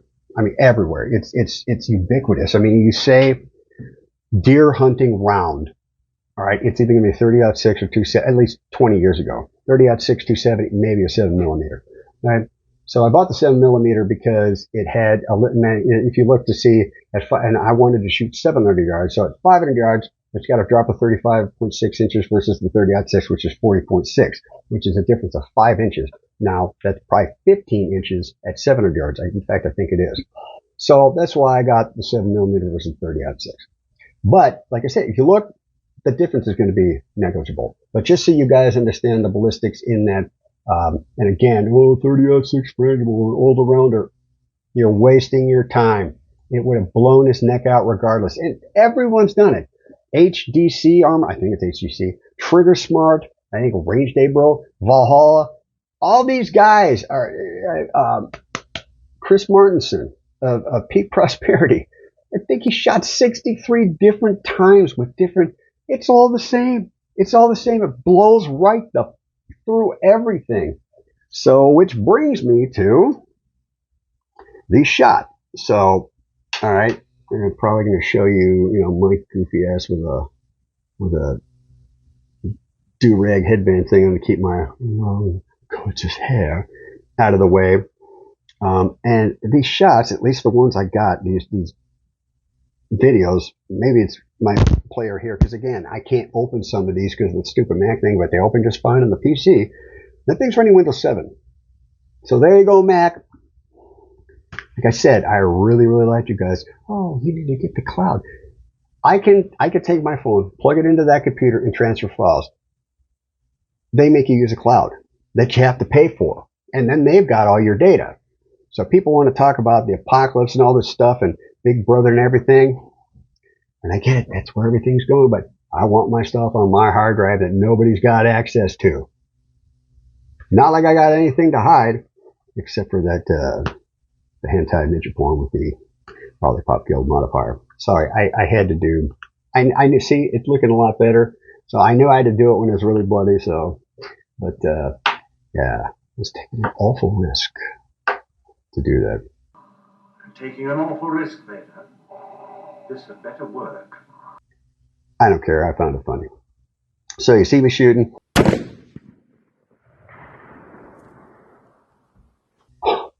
Shot with the same phone. This one shows up. Okay, so let's do this.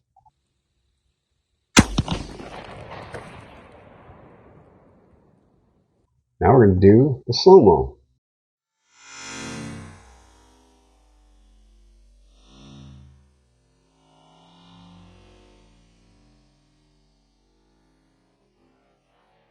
And you can hear the bullet.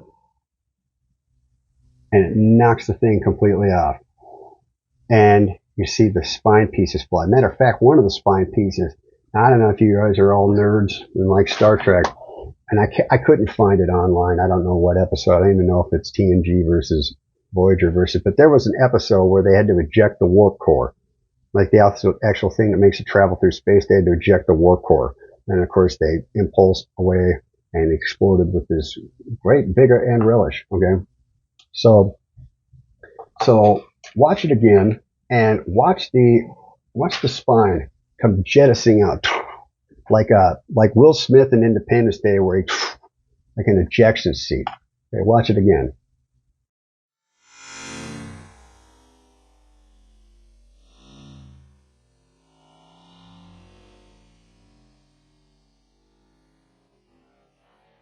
You can even see there, and you guys can rewind this, I'm not going to play it again, but you can see that there's a plastic red stick holding the spine pieces together, and that gets shattered too. So, but, now we're going to go back to the pictures. I'm pretty sure that's what, okay, pics. Oh, so I did snap some pictures of the bullet going through because, believe it or not, you can actually see the bullet in these, into the, now one might, the second one might be debris, but you see where everything hit. I'm pretty sure it actually caught the bullet in mid-flight. You see where the arrow is. That is where the impact happens. So I was aiming for this, okay, but my scope, with seeing something that small, okay, I really do need a new scope. Although, when you're hunting deer, or elk or buffalo, which if I don't know if I'll ever hunt buffalo, but I don't need to get that close. But it does kind of make me curious because I hit everything that I've wanted to hit dead on, even at 350 yards with this scope. Yet, so it could have been user error or PEBCAC error for in that case. But you see where the arrow is. That is where the bullet impact hit. All right, and if you look at the circle, that's the bullet. So you take the, I go here again and click that, I get. So, but you can see where the bullet impacted, right? That's the bullet impact. And once again, just like with the gel dumbing, it impacts and starts going this way. So you see the impact and the energy makes it start going that way. All right, but with the circle, you can see the bullet. And if you go there, that's either still the bullet, that could be debris, but it's in the exact same plane, right? So the bullet went through, and then you see the cavitation, once again, caused all the damage, just exploded everything out. So that pretty much shows that there's no way. There's no way it was shot with a 30-06 in any way, shape, or form. And I will show you this other video of me coming up to it. And of course, I say something that, you know, kitchen stupid. But just to show you the damage that it did to the back. Because I hit it kind of right here, right?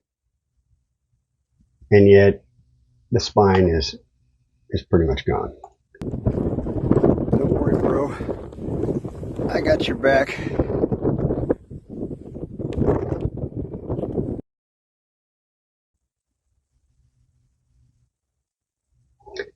I don't know. I thought it was funny.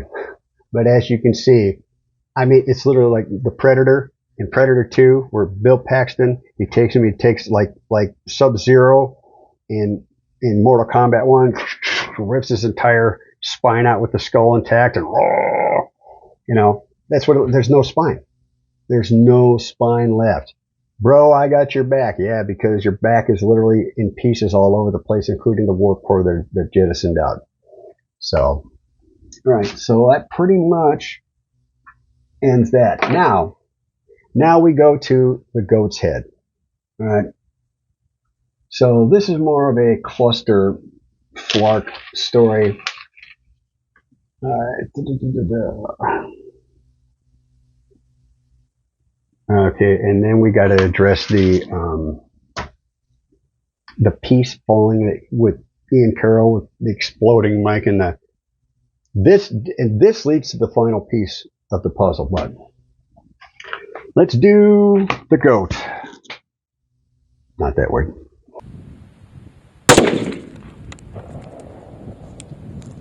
No gel penetration on that. Okay, but I mean, no real gel penetration on that. So the bullet basically stayed inside the goat head. Even the goat's head's only about that big, but that stayed inside the goat's head. All right. And on the full metal jacket, there was an itty bitty bit of penetration, but it hit that block, which is technically bone. But even that. Now, there was another thing where we just shot later on the gel itself, and it pinged the target in back. So when it comes to gel, yeah, it went straight on through. All right. And this is a 223. So this is basically the 22-250 is what we actually did the shots with. But the 223, I'm trying to establish whether or not it would have gone all the way through. And these experiments basically show that it wouldn't. So the full metal jacket went through the goat's head, which is smaller, much smaller than a human head. But then when it hit the bone going through, it just basically hit the bone piece on there, and that's what this one is. So the soft tip didn't even exit the goat head. Okay. So blah blah blah, blah. And then the second one, we did a full metal jacket.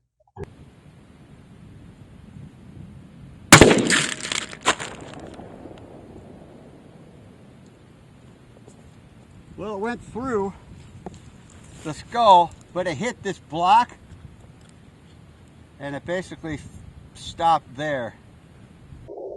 Now that made the skull flip off. It went, and that's where it played for the other test. But that's where we got this bullet from. Okay, that's it. That's all that's left of it. So it went through, but when it hit that bone, so by definition, again, goat's head's smaller than a human. So it went through the goat's head, but when it hit the block that was on the front there, that kind of concave little thing for the structural support, or where you grab it, I guess, it stopped. It went through that little block and it embedded literally just into the gel. So a full metal jacket might have gone through at a 223, although maybe not. So whether or not that's important or not, we tested it out. So my theory is that the thicker human skull, once it entered the skull, if it would have hit the other side, it probably would have. So my guess is that it wasn't a full metal jacket. It was a soft tip, frangible, a segmented, or a polymer tip, like a varmint round that would basically just have the energy, because if you're trying to hit somebody in the head, you want all that energy to scramble the brain, because you scramble the brain, you don't need to do anything else. You're gone. You scramble your brain, you're gone. So that's where you get the decoy posturing and all that other stuff. So we got that. All right. 223. Let's see. Skull flies off. 223. The bullet doesn't penetrate your gel. Hits that white block. Okay. Bullet in the bag. Yep. All right. Soft tip 2. So this, we just took the what was left of the gel dummy and then put a piece of wood behind there to see if it would hit it would go through the gel dummy, and the piece of wood to see if it would hit just for soft tissue, right? Neck, for example, right? To see if it would go all the way through. And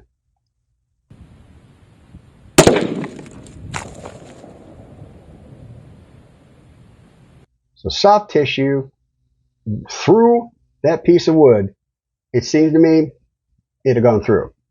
So if it was just hitting soft tissue, even that on a 223 would have gone through. So, and then of course we got the full metal jacket.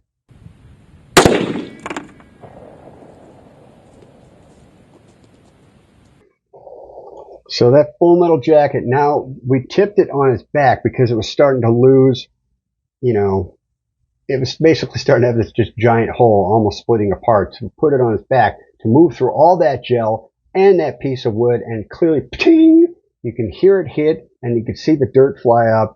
So full metal jacket, hands down, would have gone through soft tissue like the neck. So yeah, I don't know what else to say. Still went through the gel in the wood block. Conclusion, the FMJ likely would go through. And the sniper would either use a VMAX, a hollow point bullet, soft tip. All right, pig head would be better to prove this, and a better scope on the 223 to get a little more accurate, because we did hit the stump a couple times. Right, but this basically proves that it was either a 22-250 or a 223 round, more than likely either segmenting, varmint tip, soft tip, i.e. not a full metal jacket, frangible even, but even frangible seemed to, with all the testing the other guys did.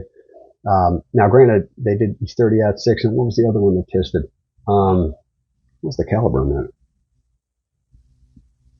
I think it was a 5.56, so very comparable, similar to even closer, because you can use a 223 and a 5.56, but you can't. It's like a 38 and a 357, right? Anybody who owns a 357 knows that you can plink 38 and plus P 38 specials and save yourself quite a bit of money, quite a bit of wrist pain, especially for me, because I injured both my wrists with the lollipop yield modifier. Thank you, Grok. Now we get finally, hour 2, perfect. Okay, so all right, the Baron Mike theory. Okay, I just need you guys to listen to me. All right, I need you to please read the letter. Sir, please read the letter. I have heard it all before. I'm not going to wait until dusk or for fog. I'm not calling back my men only to send them out there again tomorrow. Not when we've got the bastards on the run. This is their last stand. Just watch my videos. Everything's explained. Now, everybody's got their biases and everybody's got, but all right, you, Banner, especially, you're an attorney. I haven't watched much Ian Curl. He seems like a guy, but again, how many hours are there in a day? All right, there's Candace, there's, you know, I'm doing this, I got other stuff I got to do.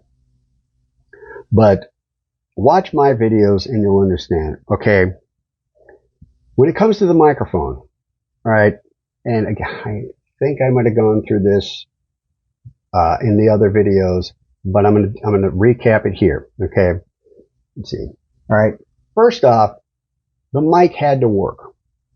Okay, now if they would have swapped the Rode out for whatever in your Butch Higgs thing, whatever. All right, maybe it didn't have Rode, and you know, Charlie Kirk, if it says, you know, Pepsi, but it's got a similar label that's blue and looks like Pepsi, would somebody really notice? Probably not, because just like with Shawshank Redemption, The guy simply didn't notice. Neither did I. I mean, seriously, how often do you really look at a man's shoes? probably wouldn't have noticed. You put the microphone on, he thinks it, but it had to work, or at least. Now, he might have not known, and if it's communicating with cameras and doing live feeds and all this other crap, how would he know? He's got guys to do that. All right, I know. I don't know if I mentioned this before. I'm actually fourth cousins with John Mellencamp. All right, and when I first started writing music, I actually wrote a song that I wanted to do with him. All right, so like, you know, 5 days before my 21st birthday, best week of my life. 5 days before my 21st birthday, drove and met him. That's a story for another time. The point is that I happened to be talking with some people. All right, well, two girls actually, because they were hot, and she said, "Yeah, my boyfriend's a roadie for the show." I was like, "Well, can you get me answers? Like, there's no way he's going to risk his job to do that. I don't have to transplant this." But he was a roadie, and she had said that he doesn't come to sound checks. He's been doing this too long. He's got people he trusts. He knows they know what sound he wants. He doesn't even show up to sound checks.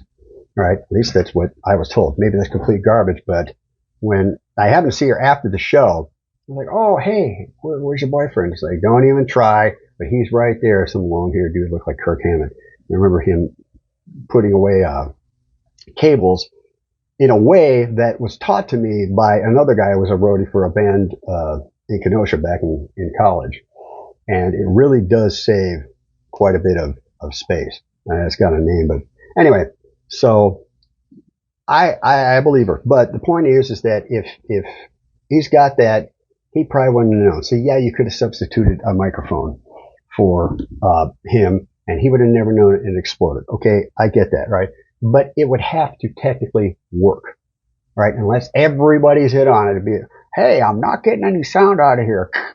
"Oh, wait, hold on, we can't do it unless you get the sound."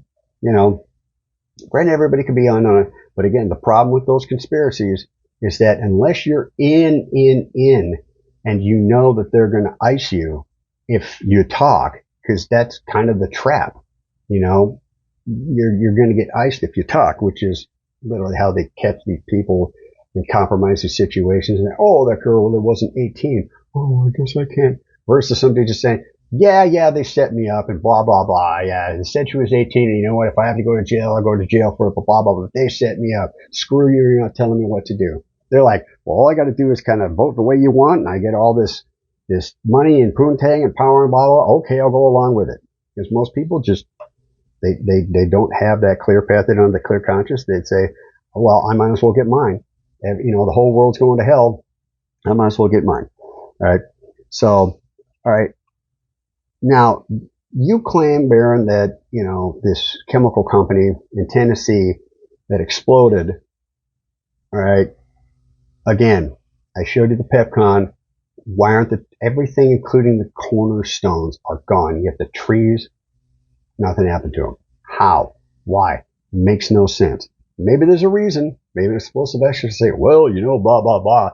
And if it's making chemicals, don't you think that, I mean, granted, if there's security cameras, they get blown up, you know, and especially if you got the footage there, versus going to a satellite or something, uploaded, whatever. All right. But if the chemicals were so toxic, how do the people, which Higgs is going to have it in his pocket? Whatever, I'm old, I look like Santa Claus here. If I die, I die, but man, we get that Charlie Kirk and I will die a martyr to the people that in the know. Okay, maybe. All right. It causes seizures. This chemical causes seizures. Yet all those people that did the paving that had no work order, again, very compelling circumstantial evidence. But as an attorney, but again, maybe you guys just didn't look at it and see what I saw. But that's why I'm here. That's why I've got merch. To tell you guys what happened. Okay. All right.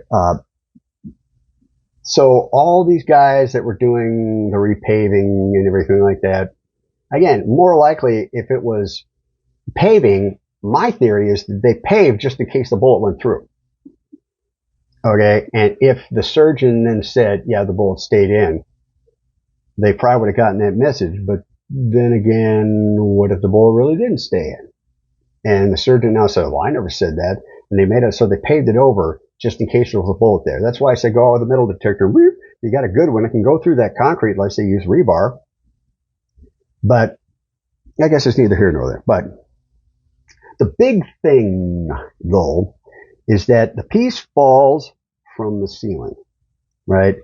Right, but it isn't seen going up. Again, I don't know if I addressed this or not. It's not seen going up, okay? And with the explosion, there's no residue, no smoke, no t-shirt rip, no blood, no tissue damage, right? None of the pavers got sick or had seizures, right? Circumstances compelling. In a court of law, your client would get a retrial for ineffective assistance of counsel. You would. And again, debate me on that. I would love to debate you guys on this. I really, really would. Because I would love to see if there's flaws in my arguments. The problem is, and again with this, why I went and got, the only reason I got this is the same reason that people, if a doctor says something, oh, you should, buy whatever stock. It's like, well, he's a doctor. Okay, that means generally smart. But the smart people do stupid things. Smart people don't have common sense. You might be able to, transplant a heart, but your finances are in the gutter. Or, the guy's giving you romantic advice and he's been married 3 times. It's like, same thing with attorneys, same thing with judges, same thing with politicians, same thing just because they got the title. But, they're a doctor. That guy's a senator. You think, seriously, would you take advice from Bob Packwood? Or Pete Hegseth, blacked out more than Pete Hegseth at his kid's birthday party. Okay? Just because they're in a position doesn't mean, but it's basically the fallacy of appeal to authority. I think that's what it is. Appeal to authority. It's like, well, I'm the doctor, and doctors, I question doctors on this, blah, blah, blah, blah, blah. And they basically kind of get mad, like, I'm the doctor. I know. It's like, yeah, you push pills. Here's the pill, blah, blah, blah, blah. It's still not working. So something else is up, but nobody wants to dig into it. So screw the appeal to authority. Okay. That's why I got this. So that maybe when I say something, it's like, well, I'm in Mensa. Okay. And what if I said I was a doctor? It's like when I went and got, I think the book might be, it wasn't my own place, but I went for, I wanted to try and get, some certifications for IT. And the IT professor, who actually, strangely enough, is the brother of somebody my dad knew pretty well. Found that out later. I'm like, oh, yeah, you're so-and-so's. But he said, certificates are proof of training, nothing more, right? And theoretically, you passed that training. Okay, again, there's always somebody that's last in the class that's a doctor, last in the class at law school. There's always judges that are absolute hacks. Matter of fact, I think Ketanji Brown Jackson, I just saw everybody posting about Ketanji Brown Jackson. I was like, okay, I'll look at that later. But apparently she said some really stupid stuff, like on the level of, well, I don't know, man or woman, I'm not a biologist. She's deciding the fate of all Americans. And yet she apparently, so it means nothing. I only got that, so hopefully you'll listen to me. All right, because IQ technically is everything. IQ technically is the ability to figure out problems, the ability to, how fast you can solve things and ingest them and spit out the answer. All right, doesn't mean I'm right, but again, debate me. I love being proven wrong because it happens so infrequently. All right. So I'd love to debate you guys on this, but this is what happened. All right. So essentially, I'm going to play or maybe I won't, maybe I'll just reference it, but play the part where you guys talk about that piece. It's in 3 frames. And one of the things you'd said, or Ian Carroll had said, is that it looks like light shining on it. Well, you're under a tent. Tent by definition is meant to keep light off you and precipitation, but mainly light. So if there's light shining on something, it's got to be from the hole that just got created from the shot, which just happens to be right around where I think the bullet came from. And it looks like a dark, or say it's not even light. Because I looked at it again, I'm like, well, that doesn't really look like light to me. But what it possibly looks like is you've got a white tent with blue lettering right at the spot where it looks like Charlie's head would be in the picture that, well, I'll put up. But in that picture, it's either going to be on the I don't know, awning kind of thing, not the actual tent part, but the side awning that's blue, or if it was higher up, because this is the picture supposedly of the 3D model of where it would be if it was up on the roof in that corner, which actually is a little bit further back, I'm pretty sure. But so it doesn't look at a steep enough angle for me to me. But if you go up higher, that means it would have definitely had to go up higher in the tent, and which it would have been right through a blue lettering. So you got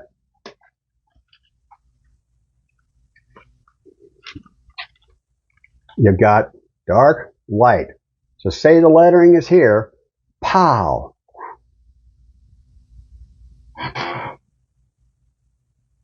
It's the thing as I did early. I know I did that early in the video where I dropped, because that piece of paper is still there. I dropped the piece of paper, light side, dark side, light side, dark side. Doesn't that make a hell of a lot more sense than an exploding microphone with this strange chemical, blah, blah, blah, with no residue, no nothing, versus he got shot through there. And again, the only thing, the one missing piece of evidence to prove all this, what happened, is video or pics of a hole in the right side of the tent, or a pic of somebody, if they did use, which if this gets out, that's going to disappear. So somebody's going to have to do this fast. If they actually use that same tent at the Amfest to have people, come in and take selfies to remember Charlie. If that's the case, somebody probably has a picture and there's a hole in the tent. That's the one. If we have pictures of the hole in the tent, which probably wouldn't be very big because it's, and it might have actually just hit like how you sew something and you've got the piece of surgery material, right? You've got the piece where the surgery is and it just cuts it off there.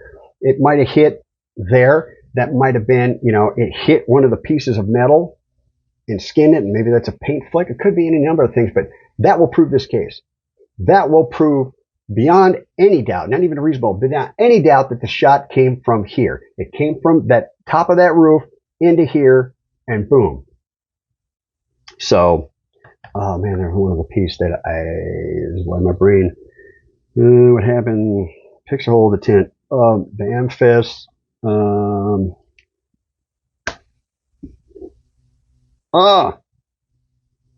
but that's basically what we need to solve this case, is to see if there's, now I have a picture of the side, but I can't see a hole because everything's so grainy. So if people actually have decent quality, this is what I need. And hopefully, Sean Atwell will grace me enough, and have me on to talk about this stuff, because he's got 1 million followers.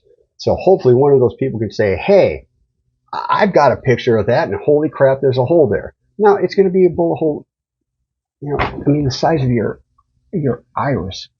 Maybe about half the size of your iris. It's not going to be very big, especially if it's a 223 or a 22-250. But the fact that something fell from his right side right down to there basically all but proves to me that's absolutely what happened. God, I'm going to kick myself for not remembering, because I try to finish my thoughts, because I don't finish my thoughts with the same thing in Marvelous Mrs. Maisel, her daughter, which is a super, super, super, super, super smart genius therapist, says, finish your thought. 4 o'clock in the morning, the phone rings, because that's when she finishes her work. Doesn't matter that the rest of us have to be in a lab at 8 a.m. I mean, she's just so... And everything has to be. Plus, there's the whole... Finish the thought. What? You're supposed to be working on finishing your thoughts. I am finishing my thoughts. Well, in your head, yes, but out loud. I'm tired of being criticized by you. By her. It's not my fault that everyone in the world is slower than I am. They always were. The only person I could ever talk to was Grandpa. That's it. Are you staying over there? I thought we were doing the couch today. You said we were working on proximity issues. Sure. Sorry. You're the one who set the agenda. I just wanted some Klonopin. So I try to do that. I've been trying to do that lately because people tell me, it's like, you never finish your thoughts. So, and then because of that, now I forgot what I was going to do, tangent into. But, missing piece of evidence. But that is the missing piece of evidence that we need. Because it then, hands down, definitely came, which then we can transition into, well, now we know what happened. Now we know it has to basically be a professional, which means Tyler Robinson is absolutely 100% off the hook. So all this crap that you're talking about, Baron, with this trial and the concession of the gun and blah, blah, blah, it's irrelevant. It's irrelevant because somebody else did it. And that is, at least in Wisconsin, there's a Denny rule. Man, it just kind of popped into my head. Something similar. The Denny rule, something with the law. But the Denny rule is, like say, there's a shooting in a club. You can't say, well, it could have been any one of the 100 people in the club kind of thing. It had to be somebody else scenario. So, that's it. That kind of concludes, I think, everything I needed to say. No, there's still that one thing. I guess I'll just add it, an addendum. But please, for the love of God, please read the letter.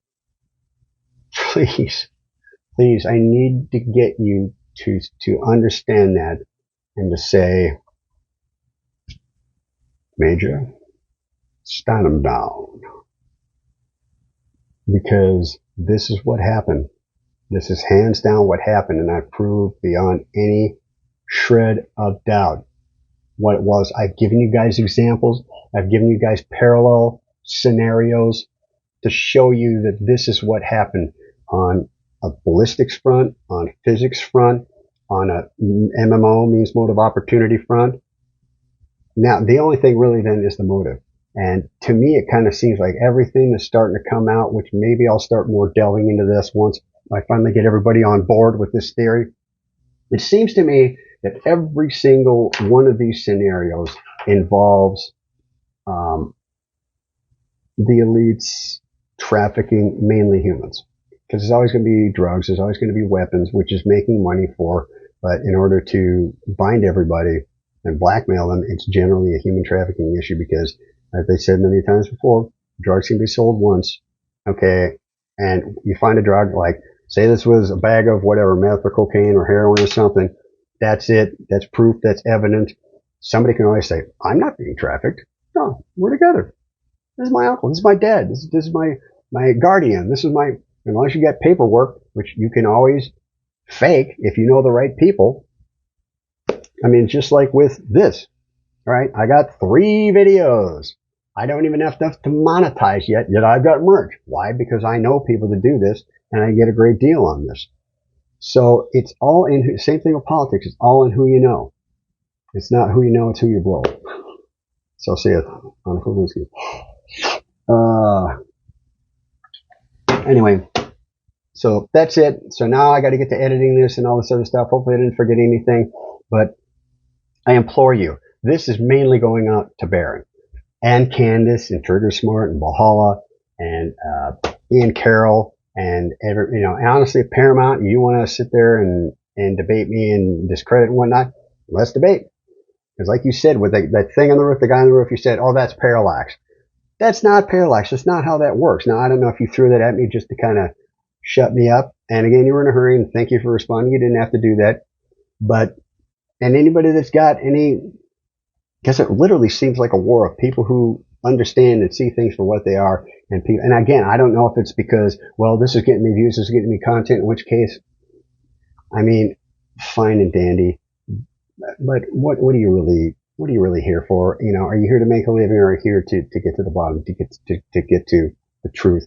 And in which case, if other things come up, whether it's George Bush was responsible for JFK's assassination or blah, blah, blah. It's like, no one's going to believe you because they're either going to say you have no idea what you're talking about because you can't see for what it really is, or it's you don't know what you're talking about because all you're caring about is views.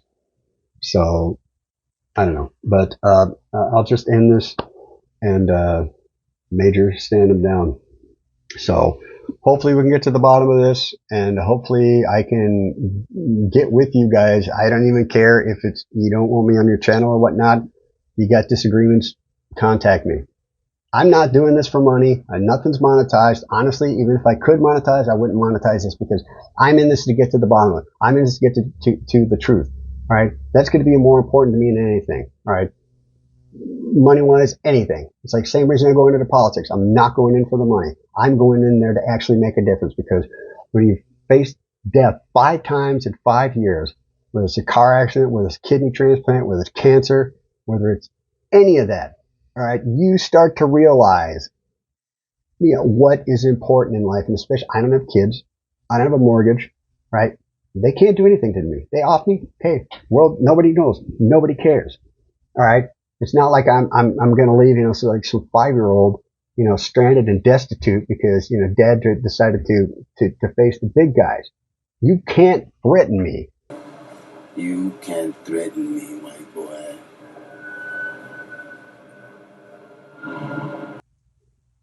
Hola, por favor, once again, and here we are at part 5. And as you can tell, it's rather cold in here. This house is like over a century old. And it's kind of nice when all the computers are running because eventually, otherwise it gets too hot. And I think it was my first video to show. But I get to sport my hometown, Wisconsin. Badgers? Badgers? We don't need no stinking badgers! Badger gear. But, and of course, merch.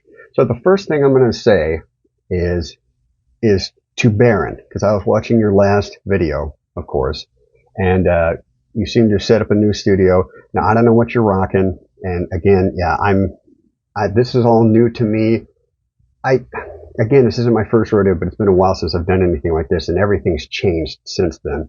But if you're using a DSLR camera, then you need to bump up your f-stop, okay? The little F with the X. That's your f-stop. That's your focal plane. I don't know if you know anything about anything, so I'm just going to pretend like you don't know anything. And of course, even I'm dealing with this damn thing. So your f-stop, if you want to take a picture of just this so that everything else is out of focus, especially lights, and you get bokeh, B-O-K-E-H, I think it's called, and you get that this is the focus, this is your subject, everything else is out of focus. Then your f-stop, you set it like whatever, 5 or 2.4. So basically, if this were distance, right? So you've only got this much, like 2 inches worth of space. So everything within that 2 inches, front and back, okay, that's going to be in focus. Now, as your f-stop goes up, all right, everything from here to Timbuktu can be in focus, but then you have to, and one of the things that, and I really don't think I said this, and if I'm repeating myself, again, this is part 5. And this has been a month and a half in the making because I've just got so much stuff to do that Steve Jobs in an interview when he was, before he got booted out of Apple the first time, he said everybody should learn to code because a function, garbage in, garbage out, right? A function, if you want something to happen. I remember, my buddy was we were having a party, like a New Year's party, right? And this is when we just drink Mountain Dew. We're teenagers in high school. Drink Mountain Dew, get all hopped up and take the tape recorder with microphones and do little skits and thought we were hilarious. But one of my other buddies that we'd kind of met later on, we knew from junior high, but met later on, and he ended up being best man at my wedding. But he really liked computer programming. He's not in Mensa, but like he way outdoes me. Like way outdoes me. It's kind of funny because I should have been, because my birthday's a week before the new school year starts. I turned 18 a week before I started college. And I probably should have been in that class, but because I was so smart, they put me up front. But maturity wise, and I didn't hit my growth spurt till my junior year. So, and ginger, but I was always funny and personable and whatnot. And when kids start doing that bullying thing, I made friends with the bad kids. Matter of fact, one of them I think is still in prison, has been for 20 years. Anyway, that class had the top, and this is before valedictorians were, you just take the easy classes. These were really smart guys. Like one worked for IBM out of, one taught at Notre Dame, one worked for NASA. Really, really smart guys. So I often wonder if I would have been, held back and put into that class and been the oldest, the things that turned out differently. But this guy would do a computer program, and my buddy had an Apple IIe, number munches in Oregon Trail, and I must have been using the bathroom or came downstairs, and everyone's laughing, and they're standing around him, and you look at the screen, and for unlawful carnal knowledge to keep it clean, F, it was scrolling upwards in a zigzag pattern, right? And he just wrote into the, say this word, and then after this many spaces, say the word again, enter this many spaces, say the word again, this many spaces, and it's just zigzagged. And he wrote that in just a few minutes, and he was really good at computer programming. And Steve Jobs said everybody should learn how to code, to say, I want to do something, and you write a code to make the function work, just to go through the process. Same thing with not using a camera. Now, these DSLR cameras, all right, are old school. Like you used to, have no light meters or anything. You really had to know your stuff, because there's ISO, which is how much much information goes onto the film. There's f-stop, which, how distant are you taking the picture, and then your shutter speed. So if you got a shutter speed that's a second, it lets light in for 1 second. Otherwise, if you're doing sports, because otherwise you get the blur. So it's the art of compromise. Everybody should learn how to use a DSLR camera, right?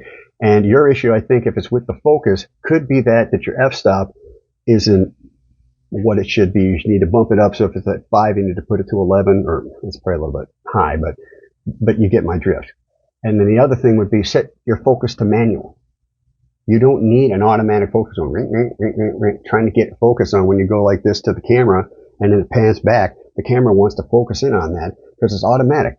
Set your f-stop, set you from here to here, from your camera to your wall, and then set it on manual. So hopefully that helps. If not, I'm sure Trigger Smart and everybody else can help you. And if you're not using the DSLR camera, then I just wasted 3 or 4 minutes of everybody's time. Okay. That being said, your HIQO, and I have to say that, otherwise my better half will get mad. If you're looking at having people buy your stuff that you can print, here, right there, print2be.com or print2begifts.com. Make anything for you. It's a graphic designer, web designer, right? She can do anything you need. And again, why not give the opportunity to somebody who's a sleuth, somebody who's in the know here, because you might inadvertently wind up giving it to somebody who hates Charlie Kirk, hates religion, hates conservatism, hates the American way of life. And it's just, but hey, I know them, I get a good, so right there, contact her or contact me, redsrandom@gmail.com, and I'll give you all the information. She can do anything you need. Like I said, pens, shot glasses, anything you need. She does the design. She's a tier 1 graphic designer. So if you're going to have your fans buy merch, you might as well help a brother out. And it would help me out because it's really her business. And she hates politics. Hates politics. Like, I never get to discuss politics around her. In fact, I start discussing this and Charlie Kirk and everything. She's just, God, save it for the internet. So, but it would help me in a roundabout way to be able to increase production value, just like you. It would help me be able to buy more ballistic gel dummies or pig's heads or whatever to actually, take different bullets and really test out like Peak Prosperity did. But Peak Prosperity was testing the 30-06. It wasn't a 30-06. So in order for me to get closer, and hopefully you've watched everything and up till now, again, this is being the last one because after this, I'm editing this, I'm rendering it, and I'm posting it either today or tomorrow. So what is today? It's Monday still. So Tuesday, Wednesday at the latest. Okay, I got a bunch of stuff written down for here. But again, that would help out immensely. So hopefully this gets to you. Hopefully we pissed you off enough that you've watched all this and spent the time. And I know that's going to dig into your opening statements, which are really, really good, by the way. And I'm not just saying that. If I'm silent on something, that's when you need to be worried about. If people say that all the time, it's like, oh, you're always complimenting me on my attire or my songs when I sing karaoke. It's like, yeah, because you did really well or the outfit looks really good. If I'm quiet and I don't say anything, that's when you need to worry. All right, and of course, I forgot to get your tea. I'll be done with this before that. Okay, so, all right, and I know you're busy, and I know you've got a family and everything too, but Hey, man, I got 5 kids to feed. hopefully we can work together on this and solve this. That aside, all right, I wrote a bunch of stuff down that, okay. I have a tendency to concur with you because you were talking about Tyler Robson being in court. I have a tendency to concur with you, and I've said this before, all right, that Tyler likely takes a plea, all right? He takes a plea because if you take the plea, you don't have to do discovery, and nothing evidentiary comes to the forefront, and we never find out what really happens, right? What better way to bury this story than to have him take the plea, give him a sweetheart deal, okay? But there's a couple of factors, whether he's in on it completely, or whether he did this, all right, for Lance. The perfect way to end any information come out regarding his case. Why would he do this? For Lance. Now, just like the Insane Clown Posse song, ICP, just like the ICP song, Under the Moon, okay, it's a song about a guy who basically offs somebody because the guy supposedly did something to this girl. All right, and then he's sitting in prison, and as time goes by, he's like, what am I doing here? It's like, I did this one thing all for you, and then she stopped writing. And now she's probably off with some other guy, having kids, getting married, whatever. Okay. All right. Tyler is willing to spend time in prison so that his lover doesn't have to do the time. That's number one. And Charlie Kirk's gone, just like Lance wanted. Right? They'll probably send him to a Club Med minimum security prison with the promise of Blue Bunny Wabbit ice cream on Sundays, just like in the series finale of Better Call Saul. Hey, we'll give you all this stuff, and you'll be out, we'll sentence you to 20 years, and you'll be out in 10, and oh, okay, sure, I love my boyfriend so much. And again, assuming this isn't all set up, and, then or whatever, they have a body double, and they put him in there, and so there's always that potential, but I really do think that, yeah, they're going to cop a plea. Because like you said, you don't want to go to trial. Well, with all the DA, picking the prosecution, picking the defense and all that, this just seems too set up. So it seems to me they're going to cop a plea and that'll be it. And then it'll disappear. And like you said, we just keep talking about this because otherwise it will disappear. And of course, if you buy my merch, people out there, and you can help me out by me then keeping going with this because again, I'm busy doing all this other stuff because I got bills to pay too. I don't have 5 kids to feed. But I got bills to pay. All right. So let's see. All right. Assuming this is not a part of an operation, assuming they're all part of this operation and it's simply not a romantic situation. All right. But I will tell you this. But I'll tell you this. But I'll tell you this, if he's doing it for Lance, just like the song Under the Moon, he's going to realize it a few years later, and he might want to start talking. All right, in which case, he's going to find himself Epstein. All right. That, to me, is the most likely scenario. All right. So, crossing that off the list. All right, now, the last piece of this puzzle. Okay. And I know I say, I've been watching my own videos and editing them, and I know I say okay a lot and all right, and I gotta try to correct that along with finishing my thoughts. All right. Last piece of the puzzle. The tent. All right. The video of the tent. Now, here's the thing. The first time, Make Germany Great Again posted a video from somebody else who had said, hey, the shot can only come from this direction, which inadvertently pointed to the direction I needed up here to the right side on the roof, and it showed at that exact moment that the shot rang out something going like this. So to try and say, no, the shot came from here, it basically proved my point that the shot was coming from here. Then that happened again. Oh my God, I just blanked and I can't remember. I talked about it before. All right, I'm sure it's been covered if you're watching this thing all the way through, and not a month and a half has gone by and days and days and days and days. All right, but you see what I needed. The last piece of the puzzle I needed, all right, was to take the right side of the tent and to see if there was any footage, any clear footage of the right side of the tent, because if that piece coming down that you and Ian seem to think was an exploding microphone, and hopefully I've changed your mind, and like Independence Day, you're as smart as we all hope you are, that you've watched this and went, oh my God, this is really what happened.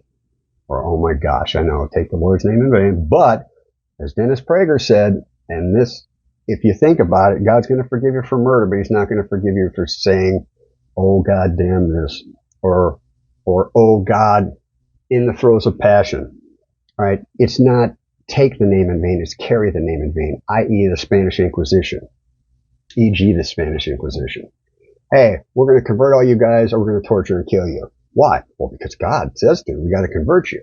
That's carrying the banner of the Lord in vain, right? Do you think God will want that? Especially, do you think Jesus will want that? No. So you can say, God damn it, and God forbid, and blah, blah, blah. You don't have to say gosh. It's not taking his name in vain. It's carrying his name in vain. Don't do things in the name of God, all right, that are essentially blasphemous and things that God would definitely not want you to do. So, again, sidetrack, blah, blah, blah, blah, blah. So, this tent, you can't type in right side of tent, Charlie Kirk tent, right side of, assassination, right side of it. You can't look it up and find, especially a lot of them are on Twitter. Sorry, X. And I can't find this. And I'm like, God, I just need a side shot of that tent to see if there's any holes or anything like that, to see if I can see any holes. Well, you posted a video on, oh Lord, what's the guy's name? I'll have to put it in the underneath. But his video shows the guy stealing the hats. Well, that gave me the ability to then go to that and see this video. The problem is, it's not a very good video. And the other problem is, right here, I gotta move this, hold on. Alright, replying to Galvez pinstripings comment, there's a guy that's run back to get free hats. Emoji with the crying face. So, it stays on the screen, so wherever the screen goes, so you really can't, and plus, it's sort of it's a greeny video. Alright, so, this tent, however, you can't really tell if there's any holes, because there's one, I think it's right above the V, in prove me wrong, right, in prove, that you see the dot, and then as it goes like this, it disappears. Alright, and it's grainy, so I would need a 4K video or something a lot more detailed to see if there's a hole in the side of the tent to where you can definitely see it. But again, you're talking about, if it's a 22, you're talking a hole that big. So you're probably not going to see it, but we might get lucky. So my shout out is to anybody out there who has video, send it to me, redsrandom, RANDUMB, at gmail.com, and see if we can't see if there's a hole in here, especially if you get one from underneath, so everybody's got the underneath footage of what's his face taking the SD card out. If anyone's got any footage coming up from here, from the left side of the tent going to the right side, to see if there's a hole, because you'll clearly be able to see light coming through, because it's a sunny day, just like September 11, 2001, not a cloud in the sky, which is kind of funny because it's one day away, X amount of years later. But this tent looks like it was used like the nether regions of people on Epstein's Island.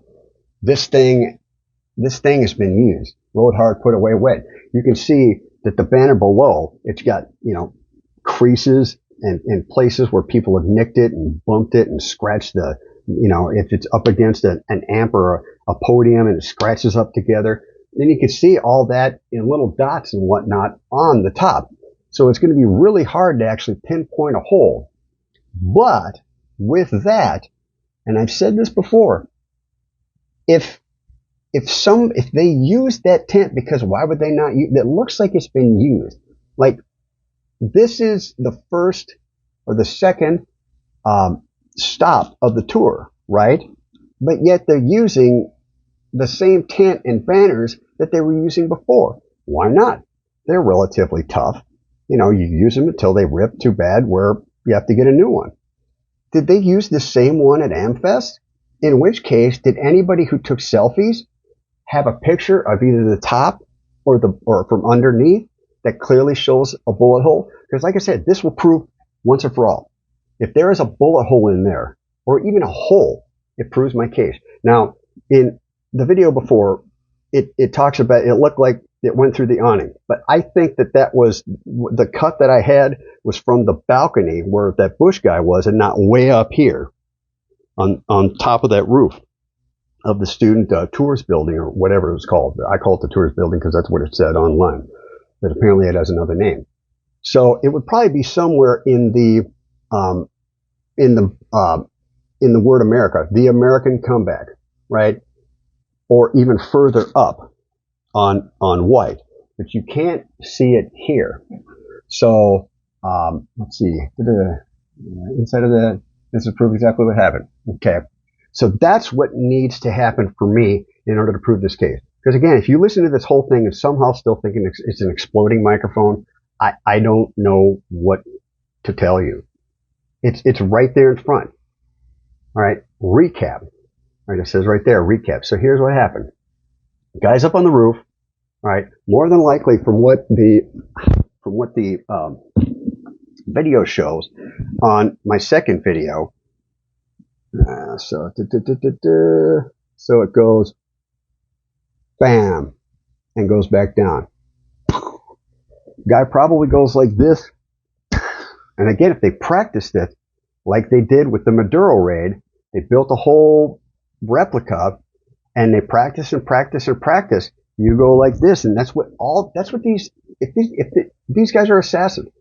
And again, Valhalla and Paramount, who Gary, I'm sure, is not watching any of this because he doesn't believe any of this stuff. He doesn't even believe that it could be anything other than Tyler Robinson, as far as I know anyway. I haven't watched it in a while.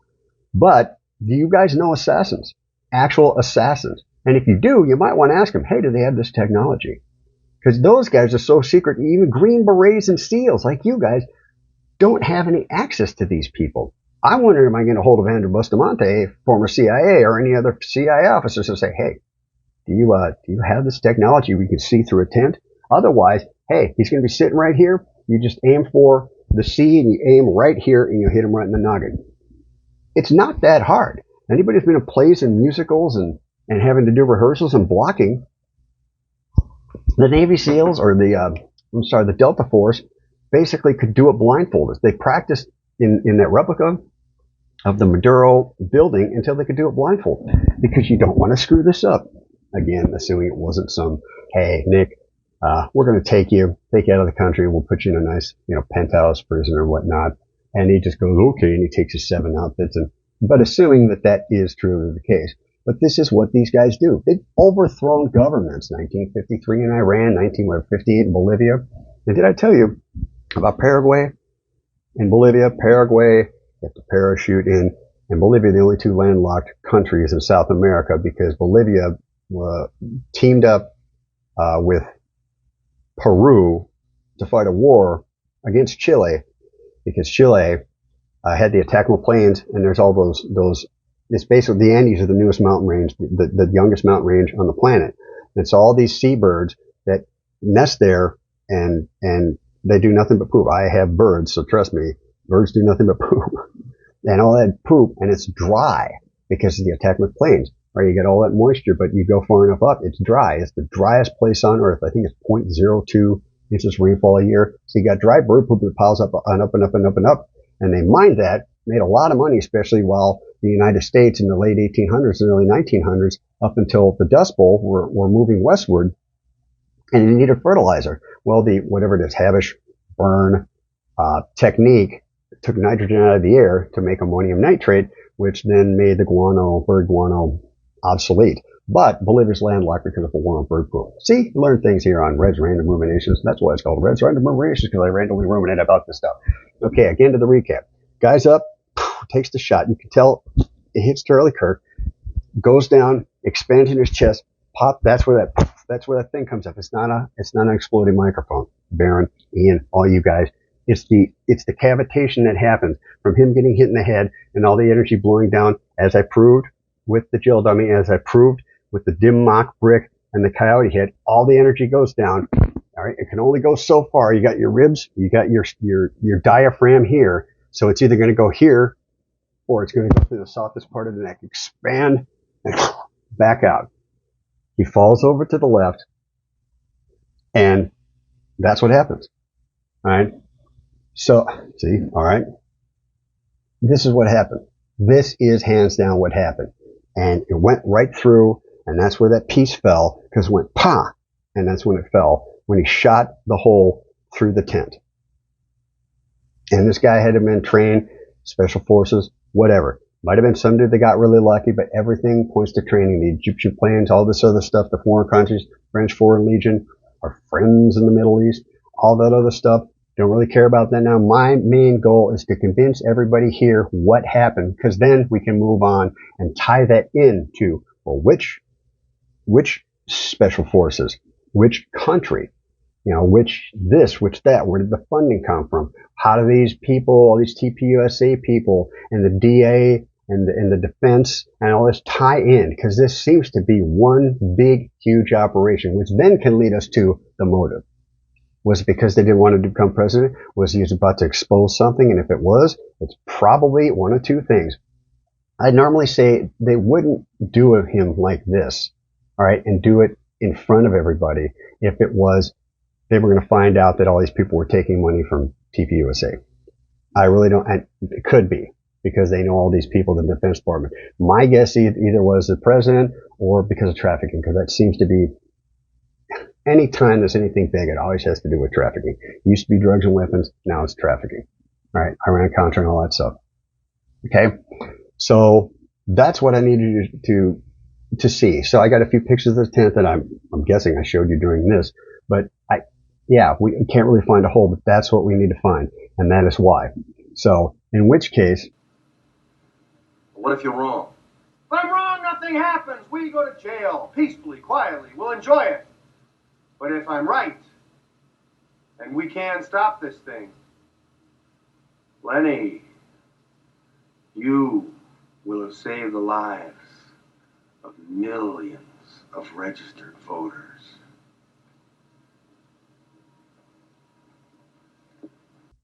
Because I'm right. If we start to get this out, if we start to get this information out, and again, none of this is monetized. I'm not making any money on this. Hopefully I make some off the merch. Hint, hint, Baron. All right. But TPUSA had better send me a cease and desist, because then we'll know that I'm onto something. Although there is always a caveat, is that they won't send me one because they don't want to draw attention to this at all, because my theory is correct. I don't say that lightly. My theory is correct. I forgot to put my Mensa thing up there, but we don't need it anymore. My theory is correct. They're not going to want to draw attention to this, so I probably won't get squat. Okay, but if I don't get one, I'm going to be kind of pissed. All right. Although the world may never know. So this is what happened, and with this knowledge, we can find out the who and the why. All right, who did it and why they did it. But we need to find out, or we need to let everybody know that this is what happened, so we can stop debating about this and exploding microphones and all this other garbage and find out why and who. Because if you know how, it'll point you to the why and the who. And especially for you, Baron, you're an attorney. All right. So, for all you guys out there, Baron, Nate, Ian, Candace, Trigger Smart, Gary, although I think he's probably a lost cause at this point. Everybody watch my videos, and then after that, message me, or the message you need to send.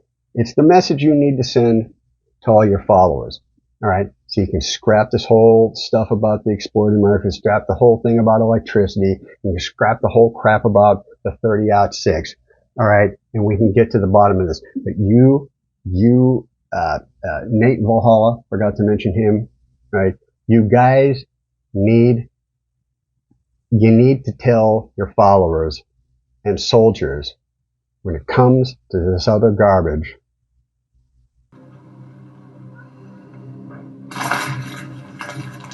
Major, Yes, sir. stand them down. Yes, sir. Call up the orderlies, turn the wounded. Hold the line in case they counter. Yes, sir.